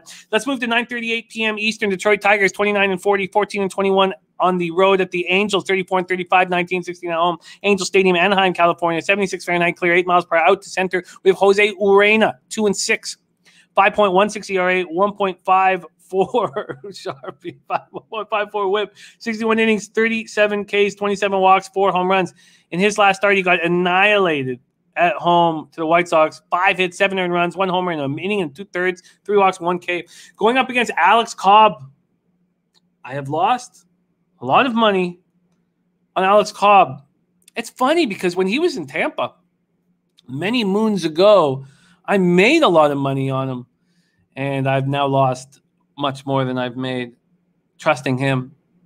In an 8-7 win at the Diamondbacks, he went 3 innings, 7 hits, 5 earned runs, 1 walk, 3 Ks. He just doesn't have it anymore, and he's on the list for spin rate droppage. Tigers versus righties, 232, 694 OPS. Angels versus righties, 255, 735 OPS. Tigers bullpen bad, 5.22 ERA. Angels bullpen bad, 4.92 ERA. Both whips are terrible. Tigers whip 1.53 for their bullpen. Angels 1.44. Let's see what the market has done in this spot. First 5 opened at 5, juice to the under. It's actually a 1 cent move towards the under. Interesting. So nothing much there. And then full game here with this Angel spot. We have the total open up at 9.5, and it drops to 9. Confounding. Angels open up at minus 186. They're now at minus 202. I get that. Why don't we go to the batter versus pitcher here quickly. Against Urena, they're hitting 258 with a 756 OPS. Against Cobb, 315 with an 865 OPS. I don't know how you trust either. And then I also don't know how this total goes from 9.5 to 9. As I've said, and I don't mean to keep harping on it, but if things don't correlate, if it isn't all congruent, then I have to stay off. I just can't make a bet if it just doesn't line up. And here, this just doesn't add up for me. So we move past it. We go to 9:40 p.m. Eastern. LA Dodgers 41-27, 18-15 on the road at the Arizona Diamondbacks, 20-50, 11-19 at home. We're at Chase Field. T says, futures Blue Jays to win AL East in my pocket. That will hit. Tease. God, I mean, they have to have that run they had after they picked up Tulowitzki. I don't know how. I mean, I watch these guys every day. they certainly have the kind of skill set that could win 20 straight if they could get some pitching. I guess they're 8.5 games back. I kind of thought they were more than that. They have their run differentials 44 runs better than the Yankees, and they're a game and a half behind them. Okay. Dodgers, Diamondbacks, Chase Field, Phoenix, Arizona, roof closed. Trevor Bauer, 6-5, 2.64 ERA, 0.95 WHIP, 88 2/3, 111 Ks, 29 walks, 14 home runs. In his last start, he went 6 1/3, 9 hits, 6 runs, 4 earned, 1 homer, 2 walks, 8 Ks, and a 12-1 loss at home. To the Rangers, he got smashed. He's another one of those pitchers getting eaten alive without the spider tag. Caleb Smith, 2-2, 3.61 ERA, 1.31 WHIP, 47 1/3, 56 Ks, 22 walks, 6 home runs. In his last start, he went 4 1/3, allowed 5 hits, 4 earned runs, 1 homer, 3 walks, 6 Ks, and 8-7 loss to the Angels. He did not look very good. The Dodgers hit just 224, 702 OPS versus lefties. They're a team that I love the opportunity of fading first fight against the lefty. Piker says, so the Diamondbacks have lost their last 14. Is that right? Trevor Bauer doesn't suck. Run line seems decent here, but again, dealing with line movement on the other side, so I wait. Johnny K is on the Diamondbacks, and Sharpie says, let's go. Arizona first 5 plus 160. And Glenn Elliott Man says, Arizona minus 1.5 plus 335. Going to take a shot. Tonight's the night. Wow. Dodgers bullpen, 3.69 ERA, 1.27. Diamondbacks bullpen, 5.09 ERA, 1.50 WHIP. A crazy stat here. 70 games the Diamondbacks have played. They've converted 6 saves. 6 saves. Reginald Luker, I'm on the Twins -1. But I don't know why there's not been a bigger move towards the Twins, and that does make me scared. Mally Mouse says Dodgers lineup looked terrible last night. Mike M says can't put money on Arizona until they start showing anything. And I don't know, can we trust Caleb Smith after that outing? So let's go to baseball data first and foremost. Against Bauer, 169 with a 582 OPS. They don't hit him. Against Caleb Smith, 174 with a 530 OPS. Interesting. Very, very interesting. So let's see what the market's done here with the Dodgers opening up at -220. Now they're -188. This full game total under 9.5, juice to the under. It's been a 2-cent move back to the over, but still juice to the under. Let's go to first 5. I'm very interested in this first 5. Okay, here we go. First 5, -190. And this total moving to the over. Extremely interesting. It's just tough. It's tough. It's tough to say with guys like Bauer and Corbin Burns that they can't figure this shit out. At least figure out a way to not get detected. It's just tricky. Let's see where the cash is in this spot. We have 84% of the money line tickets on the Dodgers, 91% of the cash. And then look at this, 55% of the tickets on the under, 81% of the cash, and yet it's now juiced to the over.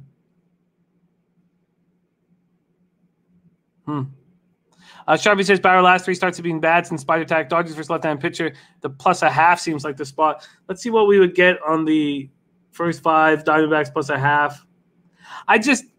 I feel like in a spot like this that we are making assumptions based on a sticky substance issue where we don't really know what's going on. We're just making assumptions, and I just feel like that's dangerous. Dangerous to put our money on that. Diamondbacks +0.5 is -105. I don't want – I would need them to – all right, I'm interested in the Diamondbacks first 5. I'm not going to turn a dog into a slight favorite. I'm interested in Arizona, but I need to really weigh that in and try to understand if I have the balls to make that bet. Okay, let's move on. We have 3 games left, and then we break into NBA with Trotwam. 2 huge games. 3 games left to cap. Let's go. 9:45 p.m. Eastern. Philadelphia Phillies 33-33, 12-21 on the road at the San Francisco Giants 44-25.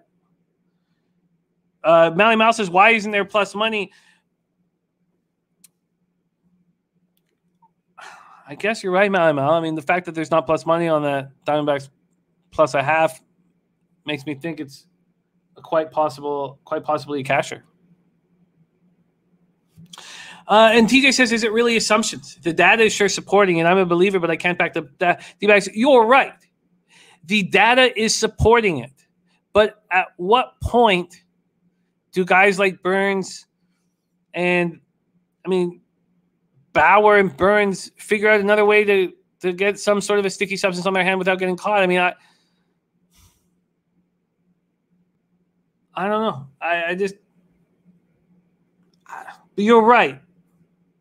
You're right. I guess I probably worded that wrong. The data is supporting the fact that they're not getting the spin rate they were getting before. But you got to think that they've been talking about it nonstop with the bullpen about how to get around it.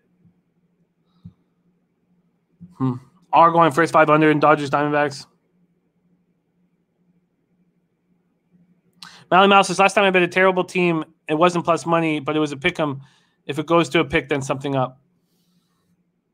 And Puzzler says, Penny shows Arizona first 5 plus half at plus 117. Interesting. All right, Piker says Phillies on the road are bad. Giants on a win streak, crushing their division. Only hesitation is Cueto at night. Weird thing, he's not good at night. Still like Giants money line here. CT Base says also like the first 5 over in San Francisco, Philadelphia. Cueto is shaky. Giants seem to have 15 guys who can hit. Let's go. Oracle Park, San Francisco, California, 68 Fahrenheit, 11 miles per hour out to left center. Vince Velasquez, 2-1, 4.25 ERA, 1.38 whip, 48 2/3, 57 Ks, 27 walks, 10 home runs. Last start, he went 5 innings, allowed 6 hits, 2 earned runs, 1 home run, 1 walk, 5 Ks, and 8-7 extra inning win at home versus the Yankees. Johnny Cueto, 4-3, 4.00 ERA, 1.35 whip, 54 innings, 42 Ks, 11 walks, and 6 home runs. In his last start, he went 5 1/3, allowed 9 hits, 4 earned runs, 2 home runs, 3 walks, 2 Ks, and a 5-0 loss at the Nationals. Remember, the Nationals don't hit righties. Phillies don't hit them either. 234, 681 OPS. Giants versus righties, 238, 749 OPS. Phillies bullpen, 4.42 ERA, 1.35 whip. They are deteriorating. Giants bullpen is being incredibly good. 3.37 ERA, 1.14 whip, 26 and 40. 26. Can you believe that the San Francisco Giants are sitting here at 44 and 25 and in 69 games have had 40 save opportunities? Unbelievable. Velasquez has my number. This guy just takes money out of my family's mouth. 167 batting average, 619 OPS against the Giants. Cueto, 277, 901 OPS. Cueto looks vulnerable. Let's see what the market has done here. This game I find very tough. I certainly don't want to get in the way of the Giants. This total of 4.5 juiced to the under. It was juiced at minus 118. The opening line at Pinnacle's down minus 116. A small move there. When we go to full game, we have the Giants opening up at minus 120. They're now minus 121. This is a pick 'em if I've ever seen one. First 5 over, says CT Bays. It's Velasquez. Look, I get it. But the guy just gets me, just snakes me all the time. And we have 72% of the tickets on the Giants, 4,375 have been counted. 72% of the tickets and 86% of the cash on the Giants. And then 70% of the tickets on the over, 60% of cash on the over. TJ says, look at those records. Philadelphia on the road, trash. Giants at home, gold. I'll keep backing it. You've been very successful with that, TJ. There's no reason to stop. Look what you've done with the Pittsburgh Pirates first 5. You keep cashing. Rocky Manichetti says, Cueto due for a solid start. Harper hurt. No reason not to ride the Giants winning streak at home. Piker says, Giants full game. Can't argue with the success rate there. T says, Velasquez will give up at least 2 runs by the 5th, at least. Glenn Man on the Giants minus 121. And T says, can't bet a Velasquez game. He just gets me. So I'm just going to move on. Moving on for me. Let's see our next spot on the board. Is 10:10 p.m. Eastern. We got 2 games left. We have 10:10 p.m. Eastern. Cincinnati Reds at San Diego Padres. Reds 35 and 32, 19-60 on the road. Padres 39 32, 22 and 14 at home. It's too bad. I had the Reds first 5 at plus 155. I probably should have just taken the under. It was a 0-0 push after 5. Petco Park, San Diego, California, 67 Fahrenheit, partly cloudy, 6 miles per hour. Sideways, we have Tony Santillan on the bump. 24-year-old Santillan was a second-round pick in 2015 out of high school. He made 6 starts in AAA this year, and he's been very good. 1-3 2.51 ERA, 1.08 whip, 45 Ks and 32 in the third with 12 walks and 5 homers. He has started one game in the show. He went 4 2/3, allowed 5 hits, 1 earned run, 0 home runs, 4 walks, 5 Ks, in a 6-2 win at home versus the Rockies. But he was at home. Now he goes on the road, going up against Paddock, 3-5, 4.14 ERA, 1.16 whip, 58 2/3, 57 Ks, 13 walks, 9 homers. In his last start, he went 6 innings, allowed 6 hits, 2 earned runs, 1 home run, 0 walks, 9 Ks, and a 7-3 win at the Mets. The Reds smash righties, 255, 768 OPS. Padres are not very good against righties, 232, 700 OPS still, although they're better against righties than they are versus lefties. The Reds bullpen is just unbelievably bad, 5.64 ERA, 1.43 whip, allowed 4 runs in the bottom of the ninth to lose, didn't get an out. Garrett didn't get an out. Padres bullpen, 2.76 ERA, 1.13 whip, very strong. Piker says lean Santillan here. First 5 plus 150. Paddock giving up lots of contact. Santillan's only bugaboo is walks. Worth the flyer, though. All right. So we're not going to get any information on baseball data from Santillan because the Padres haven't seen him. The Reds have seen Paddock. They're hitting 214 with an 857 OPS. So both Votto and Barnhart have barreled up for homers. 3 for 14, but 2 of those 3 hits are homers. I would like to fade Paddock, but I do not want to back a rookie on his first road start. Don't want to. Let's see what the market has done here. Paddock opening up at minus 177. He's now minus 187. 10-cent move towards him. This total was at 8.5. It's now at 9. We have 62% of the tickets on the Padres, but just 40% of the cash. That's very interesting. And then look at this, 47% of the tickets on the under and 97% of the cash on the under, and it's moved to 9. And the Reds smash righties. Glenn Elliott, man, leaning towards the under. So, polo this, polo that, no runs first inning at plus 100. Christopher Gargaro says, if anyone hasn't listened to Trevor Bauer's commentary on YouTube, respin rate, you should. You may disagree with everything he's saying, but he speaks very intelligently. So, look, I do not know what Santillan's going to do in his first road start, and I'm not going to sit here pretending I do. And I think he's going to be a good pitcher. And I don't want to discredit Paddock, especially at home. All right, Ryman Reichart says, let's go. Trot and Goji coming up. Okay, let's go. This is the final game on the card.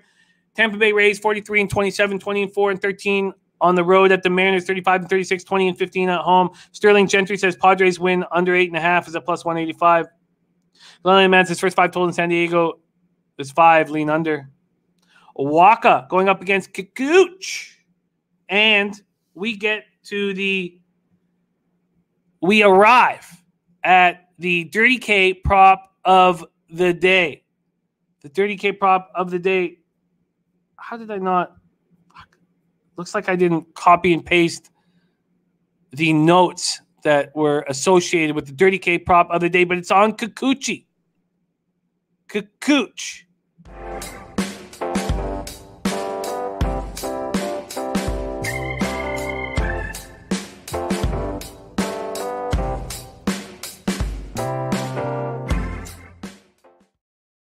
Sharpie, was that 5.5 or 6.5? Could you remind me? I'm sorry that I don't. I thought I copied and pasted it, but I must not have. I don't know where I put it if I did. Waka is just being used as an opener for the Rays, and I get it. I wouldn't trust him either, but he's been pretty good in this capacity. 2 innings, 2 hits, 1 earned run, 0 home runs, 6.5 says Matty Ice. So Kikuchi over 6.5 Ks. Thank you, Renee, as well. Kikuchi over 6.5 Ks is the Dirty K prop of the day. Kikuch, 7 innings, 3 hits, no earned runs, 3 walks, 6 Ks, and a 5-4 extra inning loss at the Indians. He's comfortable at home. He's going up against a Rays team that doesn't hit lefties, 219, 660 OPS. Do we think that Waka and the Rays bullpen can be touched? Possibly, but I like this Rays bullpen. And Waka's been good as a starter. Let's see if he's got good enough numbers, then why wouldn't this first 5 under be in play? Waka 200 with an 8 with a 1.229 OPS. So very small sample size, but Crawford went deep on him. So 1 for 5. The one shot was a homer. It's too small of a sample size. And these Rays haven't seen Kikuchi. And Sharpie says I'm driving, but yeah, sorry, focus on the road, Sharpie, my man. 6.5 at plus 102. Okay, so let's see what the market has done here. The total's gone from 7.5 to 8, so they think there's going to be runs. What has the first 5 total done? The first 5 total has gone from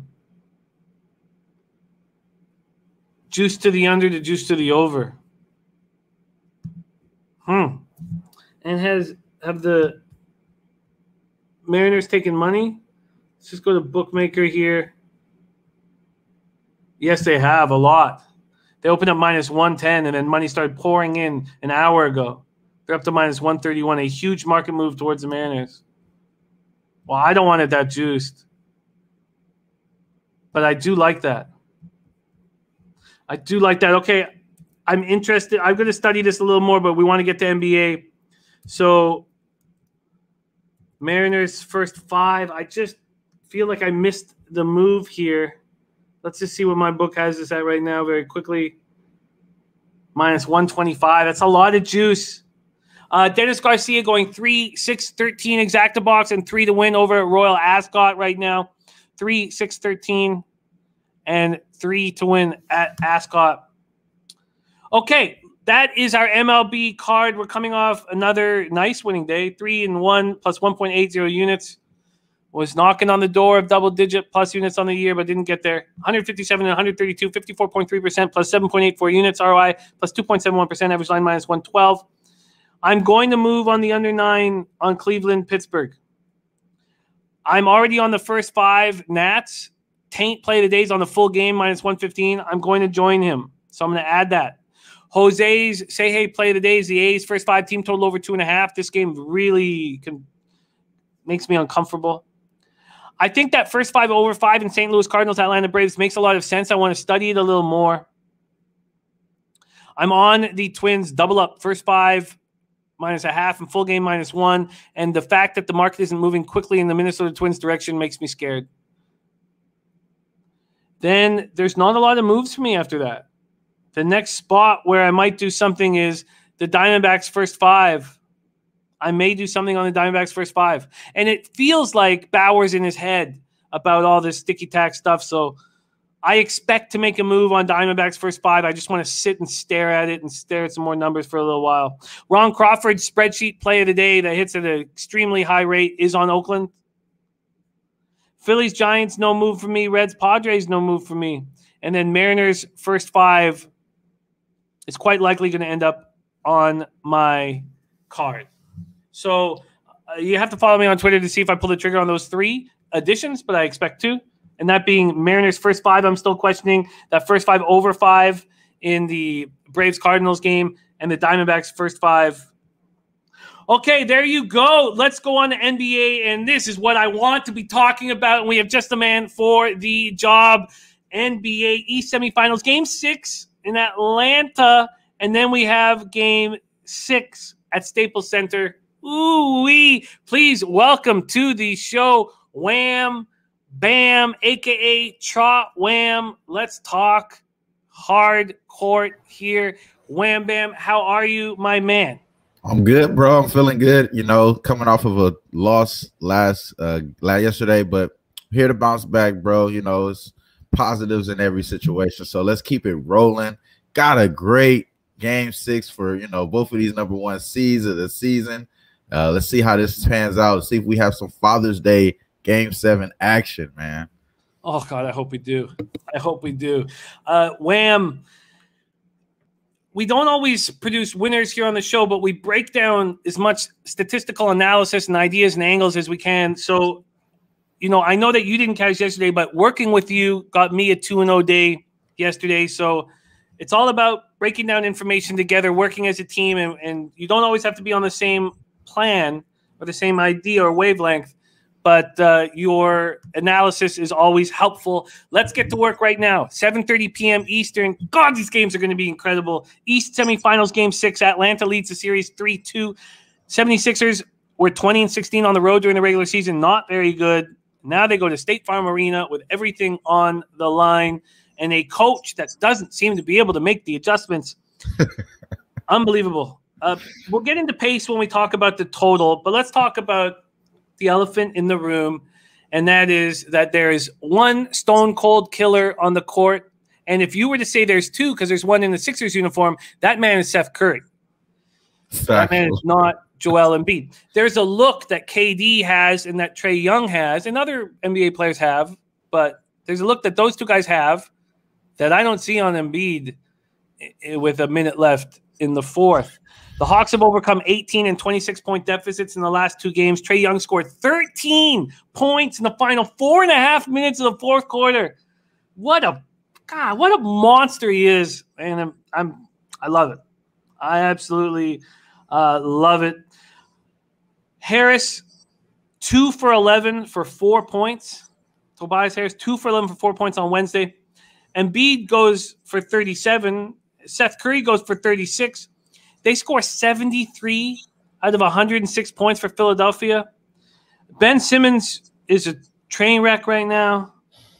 He's hitting 22 of 67 from the free throw line in the playoffs, 32.8%. He's seeing ghosts. He's got the yips. Let's take a look at what the market is doing here. I have not moved on this game. You guys know that I have a 550 Eastern Conference spot on the Sixers that I do not expect to cash. The Sixers open up at -3. No movement, but bookmakers moved it to 2.5, and the Heritage moved it to 3.5. So those are all the other books are still sitting at 3. Interesting. And then we have a total opening up at 221 that's moved to 221.5. Why don't we hear your first thoughts on this big spot and how you plan on attacking it, and then we'll see where the money is. This series should be over, man. Like, god damn, back-to-back 18-point blown leads. And I think a lot of that has to do with what they were doing in the regular season, man. Tobias Harris normally would be their closer. We'd be praising Tobias Harris if this was the regular season. But the fact of the matter is, over the last 2 games, Game 4 and Game 5, Embiid and Harris, they shot for a combined of 2 for 17 in the fourth quarter. You're not going to get any help from Ben Simmons. So those guys not doing it, man, that's fucking troubling, bro. So I don't have any hope. I mean, as far as any faith that they could pull it off, but I'm not going to back them here in this spot. I just don't think that it's a good spot for you to back the Sixers, even though Doc did say that we're going to be back, and he kind of guaranteed Game 7 there. And I kind of agree with them. This could easily be a Game 7 because they had control over the game. It's not like the last game with Utah almost had control, but it was always the Clippers involved in it. In this game, the Sixers had control over the last 2 games. So this series really should be over, in my opinion. The fact that adding that into this capping here is kind of troubling for them being on a road, because we know that the Sixers aren't a really good road team. And along with Atlanta, man, it's not like they haven't been covering games. I mean, as far as this Atlanta team, when they play the Sixers, they're 7-1 in the last 8 games. And when they're at the as far as the last 8 games, they're 6-2 against the spread. So it's not like they haven't been playing up here. It's just tough to actually back the Sixers. I think it is a Sixers spot for sure, but just hearing those stats, man, fourth quarter, and Tobias Harris just been burning me on the rebound props. Just not fucking, like, he doesn't have any activity. I mean, I think that's one of the most interesting things. When you have a prop on one of the player and you're watching their performance, you see their, you know, what type of energy they're bringing to the game, and he's not bringing no fucking energy, bro. It doesn't look like he's all the way locked in. He's allowing guys to just do whatever they want. He's just playing second fiddle here to Ben Simmons, who's not fucking scoring. So I'm tough. I'm being a little tough on the Sixers because of this, you know, maybe some recency bias here, but I think this is the spot for them. I think they do push it to the Game 7. In my opinion, I think you're better off taking some of these props. I see somebody say Lou Williams to have 12.5 points at plus money. I think you're better off just taking him to have a 3-pointer. It's a half a point, point and a half to have a 3. So he only needs to make 1 to cash that bet. I like that look there. I did add in a parlay. I haven't made that official yet. But in this game, I'm kind of off. I haven't made an official bet here. I kind of want to talk to you about this because my thinking here is that the Sixers pull it off. So they should be able to cover the spread. That shouldn't be that big of an issue. But are they going to close it out at the end? We could see them coming out. I think I had them in the first half last game. Seemed like that may have been the trend for them to just come out and whoop on them in the first half. That may be the play here. But I wanted to talk to you about it, bro, because I didn't want to just become biased based off of what I've seen on recent performance. Well, I was on that as well with you 2 days ago. That was my only bet in the Sixers game, was Sixers first half. And Michael Rivelina says, Jimmy, this spot reminds me of last year when the Nuggets came back twice on the Clippers, and we kept thinking the Clippers would eventually win in the last game, and the Nuggets blew them out. Hawks money line. And it does feel like that. And so I see here we have on the spread, 67% of the tickets on the Sixers, 75% of the cash. On the money line, 52% of the tickets on the Sixers, 75% of the cash. And I just can't put my money on the 76ers. Now, if this was the only game of the night in NBA, that might change things. But I know where I'm going to be at 10 p.m. tonight.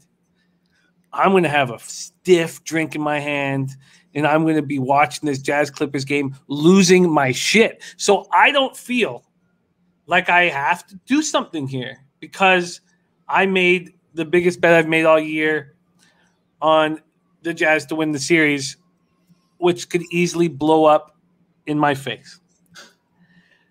Jessica Easton says, I'm with you, Jimmy. I don't know.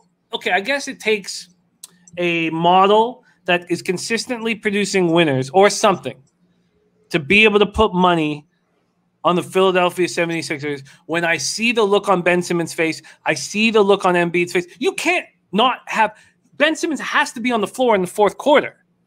He has to be.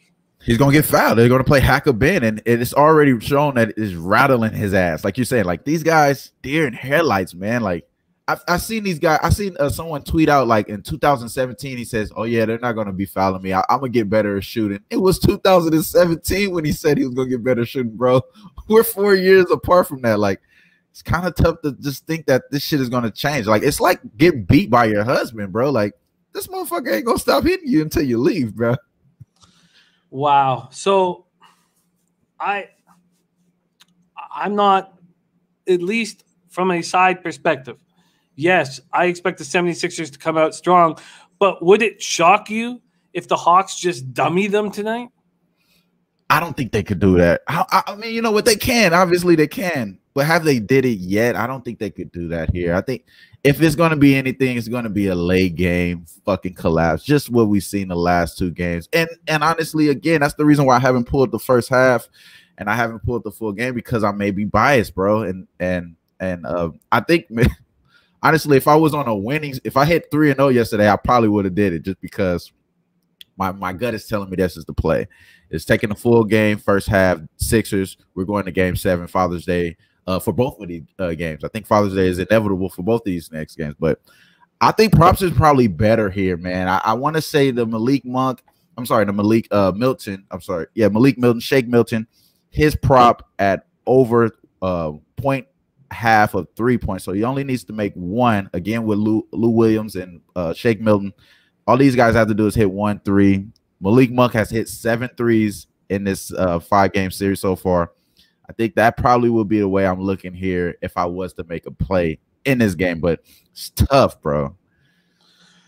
Well, let's talk about some more player props, and let's talk about the total in this spot. We have interesting numbers coming in on the total, in my perspective. 67% of the tickets on the under. 67% of the cash on the under, but just 37% of the tickets. So big money bets coming in on the under. Earlier in this series, I said there was some pressure on Atlanta Hawks, and I took heat for saying it, but I did think so. I think they were in Game 3 at home in the second round. I thought there was some pressure on the Hawks. I mean, are they just going to get dummied here in front of their own fans after winning that first game? I do not think there's any pressure on them at all now. They're playing. They've completely shown out. They're going to have huge season ticket sales for next season, huge hope in the offseason, regardless of what happens these last two games. All the pressure's on the Sixers, and I don't trust them. I don't trust that look in their eyes. Preston says Hawks blow them out. They haven't even shot well the last two games. That will correct itself at home. Sterling Gentry says can't trust Philly players other than Embiid, and I can't trust Embiid in the last 2 minutes or 5 minutes of the game. He just doesn't have that killer look in his eyes. So pace-wise, this series is being played at 99.7 possessions a game, a little faster than the Hawks play, a little bit slower than what the Sixers play, but not enough information to get from that.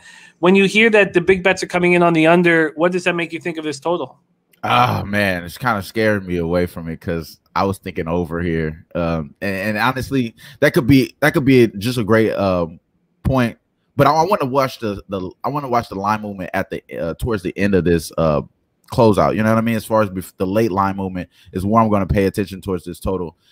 You know what's crazy though, as far as what the money has been shown, it's kind of been all over the place these last few games, in my opinion, as far as like the lines and the totals. The only thing that I could think that stands out is as far as the under, and obviously in every fucking Nets game, in the Bucks game, that's obviously standing out to me right there. But in this game, I honestly don't have a real strong opinion because both of these guys are around the same. Last game, I think they have a 98.5 pace for both teams, so you're kind of like in that same ballpark. Who's gonna go up tempo here? It has to be. I mean, if Atlanta blows out, come out hitting their shots, dude, this shit could go slow down. So I understand the under here. But that kind of what correlates to the Hawks early, in my opinion. And the Sixers have just been eating early, and I'd be surprised if that just goes all the way through. I think that defense has to be played. Possessions are extremely important in that the under makes a lot of sense.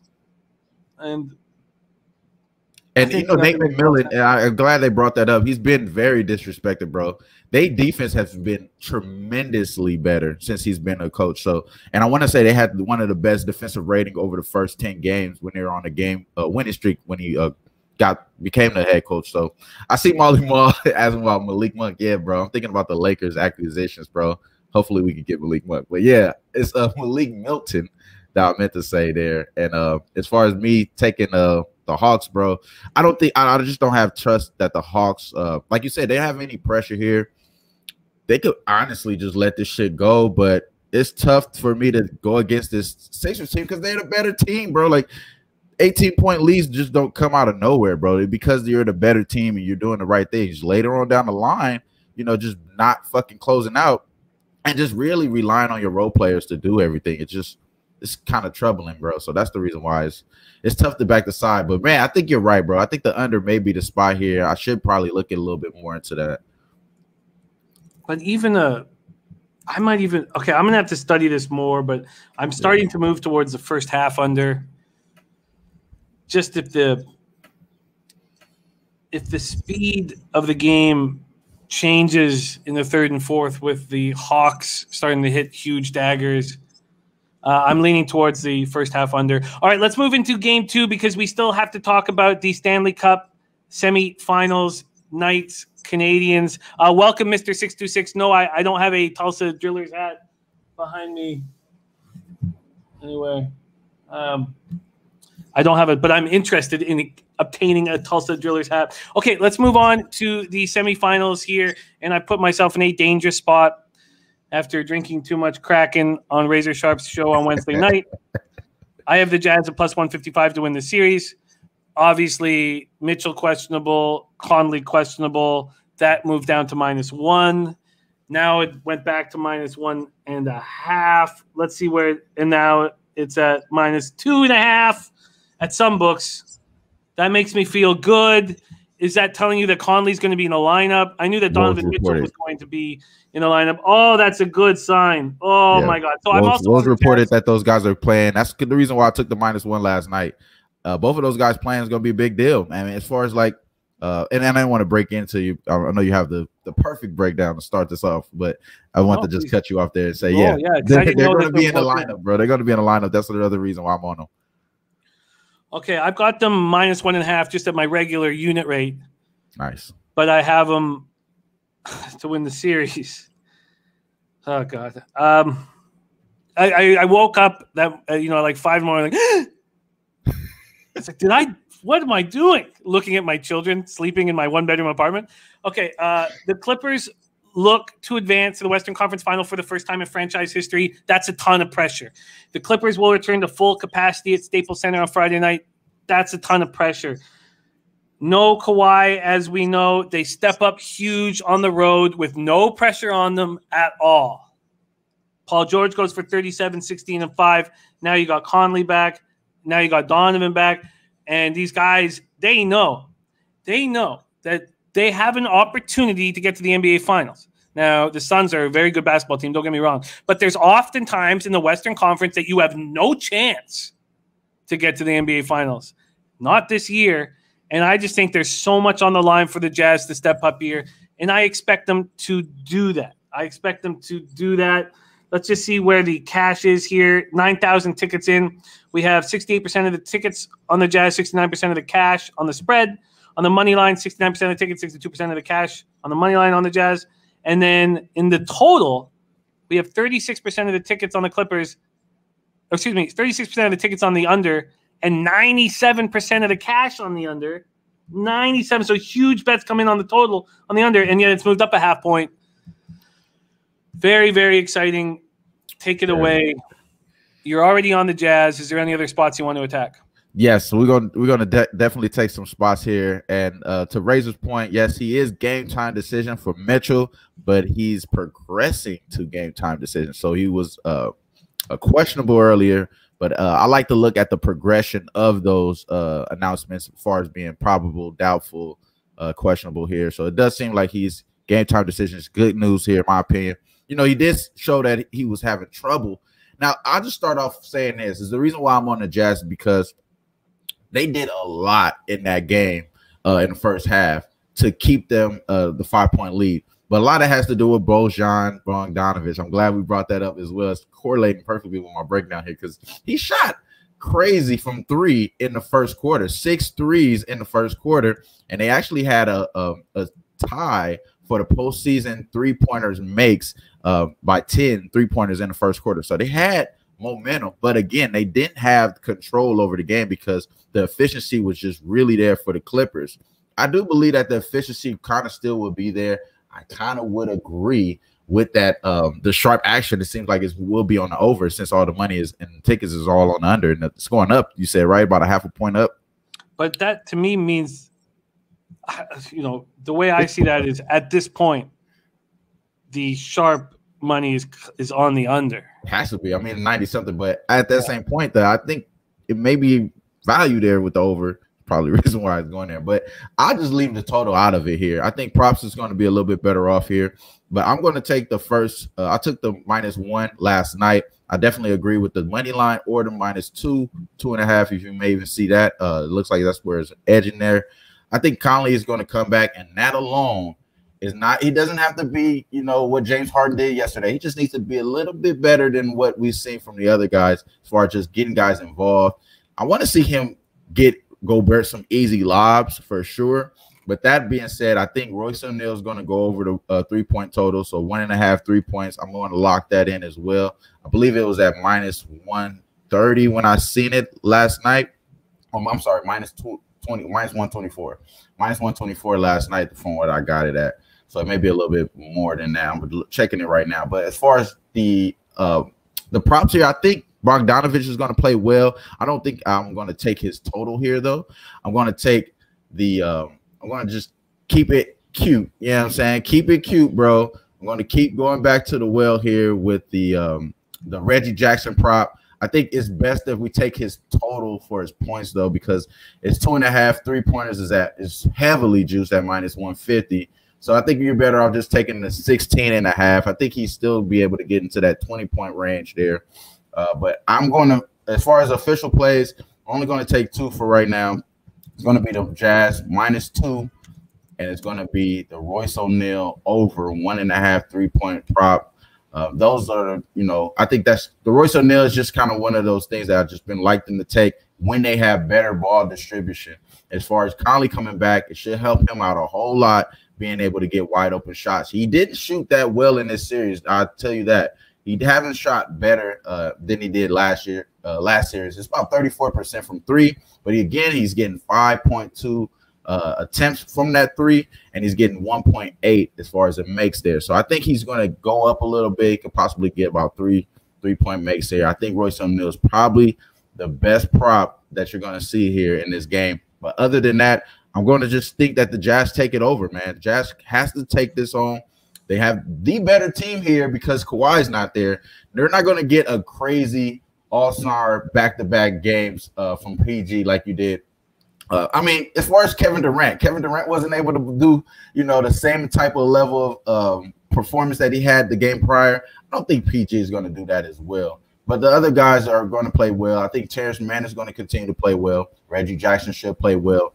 As far as Marcus Morris, he's been pretty streaky in the playoffs. So I wouldn't think that he's going to be able to do what he did in the last game. And if I'm not mistaken, he had about 26 points or 23 points. 25 points, my apologies. So 25 points out of 40 minutes. I think that's probably going to go down a little bit. So that edge alone is going to give us a good shot here to cover this 3-4, whatever the closing line is for the Jazz. I think that we have a good spot here to have a good game 7, man. Now, I'm going to be rooting for you a whole ton, bro, but my eyes is definitely telling me that the Jazz should take this over these next 2 games. So I definitely agree with your look there, bro. I'm hoping for you. I'm going for you as well. You said plus 155 for the series, bro? Yeah. Yeah, I like that. Yeah, and if I get the opportunity, I'd be interested in waiting and putting a small middle in if I get the opportunity game 7 with Clippers plus the points to take off some of my risk. If I get the opportunity, which I hope I get. And Terrence Mann at 9.5 points. Preston saying Terrence Mann in the starting line look good. That looks like a prop that I wouldn't mind putting a small wager on here. Terrence Mann over 9.5 points. Great stuff. We got to get to NHL. Wham Bam.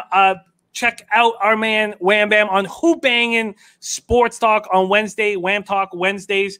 And thank you so much for rolling with us. Also follow him on Twitter at TrotWham. At TrotWham. Thank you so much for sharing your hard work and insights with us. And wait, what? And hopefully you can come back. On Tuesday with Loshak. Yes, sir. I'll be in Vegas live. So anytime you need me, bro, let me know, bro. And also tonight we got Billy Brisbane on the show at 6 p.m. Pacific Standard Time, 9 p.m. on Who Bangers channel. Appreciate y'all. All the information is on my Twitter, TrotWham. Beautiful. I'll retweet your action, so get it out there. Thank you for your hard work, Wham Bam. There he is, TrotWham, Long Beach, California's finest. And we get to a huge NHL hockey game. Sorry we didn't have more time for it. Let's get him on the show right now. Please welcome Belleville's finest. We go from Long Beach, California to Belleville, Ontario. Please welcome Mr. Gokster in the house. Gokster, what's happening, man? How are you? Hey, what's going on, guys? We got a couple minutes here, so let's be short and sweet. But we 2-3 yesterday. Unfortunately, the Islanders didn't hit, but we had the unders there. No goal in the first 9 in the first period. So let's go. Game 3. Everything has changed, and that's because Vegas. And I said this off the top. There's 2 things I thought were a problem with the Golden Knights this year, and one I was wrong. One was defensive depth, and I thought I was kind of right when Pietrangelo did get hurt. That was their only kind of tough run of the year, but Alec Martinez stepped up in a big way. Yeah. I said at the beginning of the year, how could Chandler Stevenson be your first line centerman? He's been very quality. He's been very accountable. He's a really good centerman.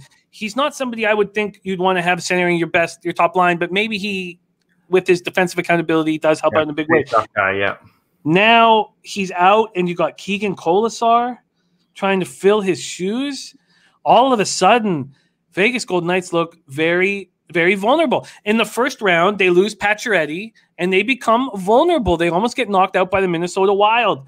Yeah. In the second round, they're completely healthy. They beat the Avalanche handily, and now they're vulnerable again.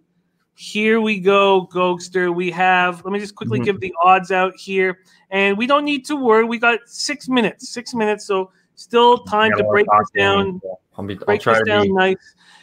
Montreal opening up at plus 138. They're now at plus 143. So a 5-cent move over towards Vegas. And then in the total department, we have the over 5 and minus 131. Now over 5 minus 134. So money coming in on that over 5. Take it away, Gokster. Golden Knights, Canadians, how are you getting paid? All right, I'm going to break down both teams quickly here. So Vegas, you're talking about how Colasar was there. They're going to slip in Tuck. I just saw Slatsy say that. He played 1 game. I did some research into it, playing against Arizona. He won 2 of the 4 faceoffs, but he was caught drifting a couple times, had no shots on net. So it's going to be a different spot for Tuck to play center. Hasn't been there since he was 16, 17 too. So that's a bit of an issue. Right away, that makes me want to stay unders here. Not to mention they're going to be traveling 4,000 kilometers, Jim, from Vegas to Montreal. First time since going from Minnesota to Vegas, which is only 2,000, so double that. What else we got here? First period, guys, this Vegas team sucks. They're coming out of the gate really slow. They've had 2 goals for and 7 goals against in the first period. That's on the road. They've had issues on the road starting games. They have injuries now. But one of the lines, too, you're not going to see Brown anymore. It's going to be Carrier, Nosak, and Reeves. Same line with Marchessault, Carlson, Smith. Then you got Janmark, Roy, and Kolasar is going to be on that third line with Roy and Janmark. So they're mixing up their lines a bit, but they still got a really good defensive core here. This Vegas team, Martinez, Pietrangelo, 15 minutes of ice time last game. Then you had Theodore McNabb, Theodore Pietrangelo. They had a bunch of guys mixed in there. But overall, from what I'm trying to say here, guys, I'd be thinking this is going to be a slow start for this Vegas team. One thing, though, you got to realize is you got 4 players here for Vegas that are going to be going back home to Quebec, and that's going to be Carrier, Fleury, Marchessault, and Roy, all former Quebec guys born and raised. So not to mention Pacioretty, who played there for quite a while. So there's some incentive for this Vegas Knights team as well. Looking at Montreal, though, here, guys, Ducharme, he had some issues with the COVID protocol, Jim. Alex Burrows actually led practice this morning. Old Alex Burrows. He's the assistant coach right now for Montreal. So he led the practice. But the only guy with experience as a head coach is this Luke Richardson. He coached for Binghamton. He's the defensive coach for Montreal. He's the only guy with experience. With that being said, this happened to Bednar in Game 6 against Vegas. He had issues with his test, but he ended up getting cleared 4 hours before the game. So looks like Ducharme should be okay. He's had both vaccines as well back on June 9th. So he should be good to go. Looking at Montreal at home, guys, they haven't allowed a first period goal at all at home. There are 3 goals for, 0 against.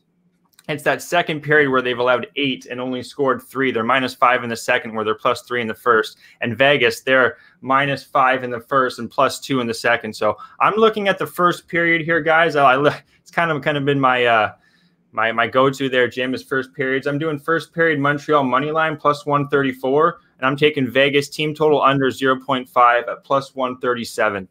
Looking for Montreal to come out here strong. I like what I've been seeing from the defensive core there with Petrie, the addition of Petrie. He'll only get better within time. And with this mix-up from their forwards, guys, in Vegas, don't expect a lot of goals to come out. Only issue I have with this is those 4 guys, Jim, that are former Quebec players. You know, that motivation could be there right away. It's going to be 3,500 fans in that Montreal arena. So if you want to take some goal scorer props, guys, Carrier, Marchessault, and Roy, I wouldn't shy away from that. And Carrier has been the best expected goals in the last 2 games for this Vegas team. That's William Carrier, a young guy there on the third line. He's going to be with Nosak and Reeves.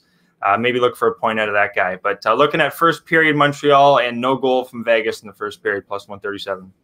So, Gokster, clearly the Habs are rolling in first periods. They're also 9-1 when they score first. If you think the Habs are if the Habs are up 1-0 after first, I think they win this hockey game. Yeah, it's tough here, Jim. Only thing I worry about here is just, I see that 5-on-5 has all been Montreal. They've had better 5-on-5 too than Vegas. The only issue I might have with that, Jim, would be say if Ducharme doesn't go, guys, then what are we going to see? You know, if he doesn't go, then you got a team that's going to be – they're going to have to get the lead. Yeah, Jim, I do see that. I'm trying to find a case against it. I'm trying to butcher a case against this. But, yeah, it makes sense. Only thing I'm having against it would be recency bias with the New York Islanders last night, jumping on them. But, yeah, Montreal makes sense, 9-1 if they score first. I like it. Very, very, very exciting spot here. And Mr. Gokster, any feel for, very quickly in less than 30 seconds, do you have an idea of what you're doing for Game 4 in Tampa Islanders? Tampa Islander game there. Well, they outplayed them. If it wasn't for Vasilevsky, that was the only real bad call I had last night there. I said Vasilevsky maybe be a little shaky. He was not. Unbelievable. They outplayed the New York Islanders, outplayed Tampa Bay. They just couldn't get one by Vasilevsky. So I lean to another under until they can get one by this guy. And even maybe an overtime here, guys. But I lean to unders in that one. Mr. Gokster, thank you for sharing your hard work with us. Can you review your action for tonight's semifinals in Montreal one more time? Montreal, Quebec, guys. This is, like I said, long road trip here. First one in a while for Vegas, 4,000 kilometers. Coming out slow here, mixing up the lines. Not having Stevenson is going to be a problem. And look for Montreal to jump all over them early. Like Jimmy said, 9-1 if they do score first. So look for Montreal to come out strong early and Vegas to not have a goal in the first period. Both those numbers, guys, are plus 137 and plus 125. It's real going to be a really good game, guys. It's back in Montreal. First time we've had a team outside of Canada here in Canada. So it should be really good, guys. Tune in. Should be a great game. Yeah, I can't wait. 8 p.m. Eastern. What incredible night of sports ahead of us. Friday night, baby. I can't wait. Can't wait. Thank you for your hard work, Oakster. Thank you to everybody watching. Your support of this show does everything for us. It inspires us and makes us want to work harder. And Slats, Turnsy, Lance, everyone. Yeah, it means so much, so much. Head over to check out Babano and CMAC on right now. And don't forget, 4 p.m. NBA Pub Hub with Babano, CMAC, Dutch Boy, Fresh, and Ski Profit. And tonight, Friday night, horse racing with Razor Sharp Picks, the first Friday night show. Definitely check that out. Mr. Gokster, great work. Can you tell them where they can find you on Twitter and then give us a leche so we can roll out? All right, guys, we'll give you that best luck of leches at the end. But Twitter, I was a little quick the other day. EGO 47_. That's where you can find me. And get that cash. Have a great weekend, guys. Leche, Elos, bookmakers.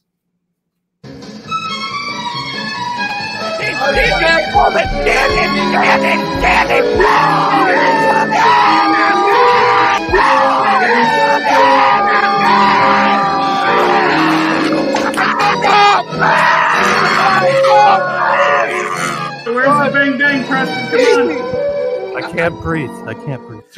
Pub Sports Radio. Come find us in Southtown 101. Subscribe on YouTube and all platforms where podcasts are found.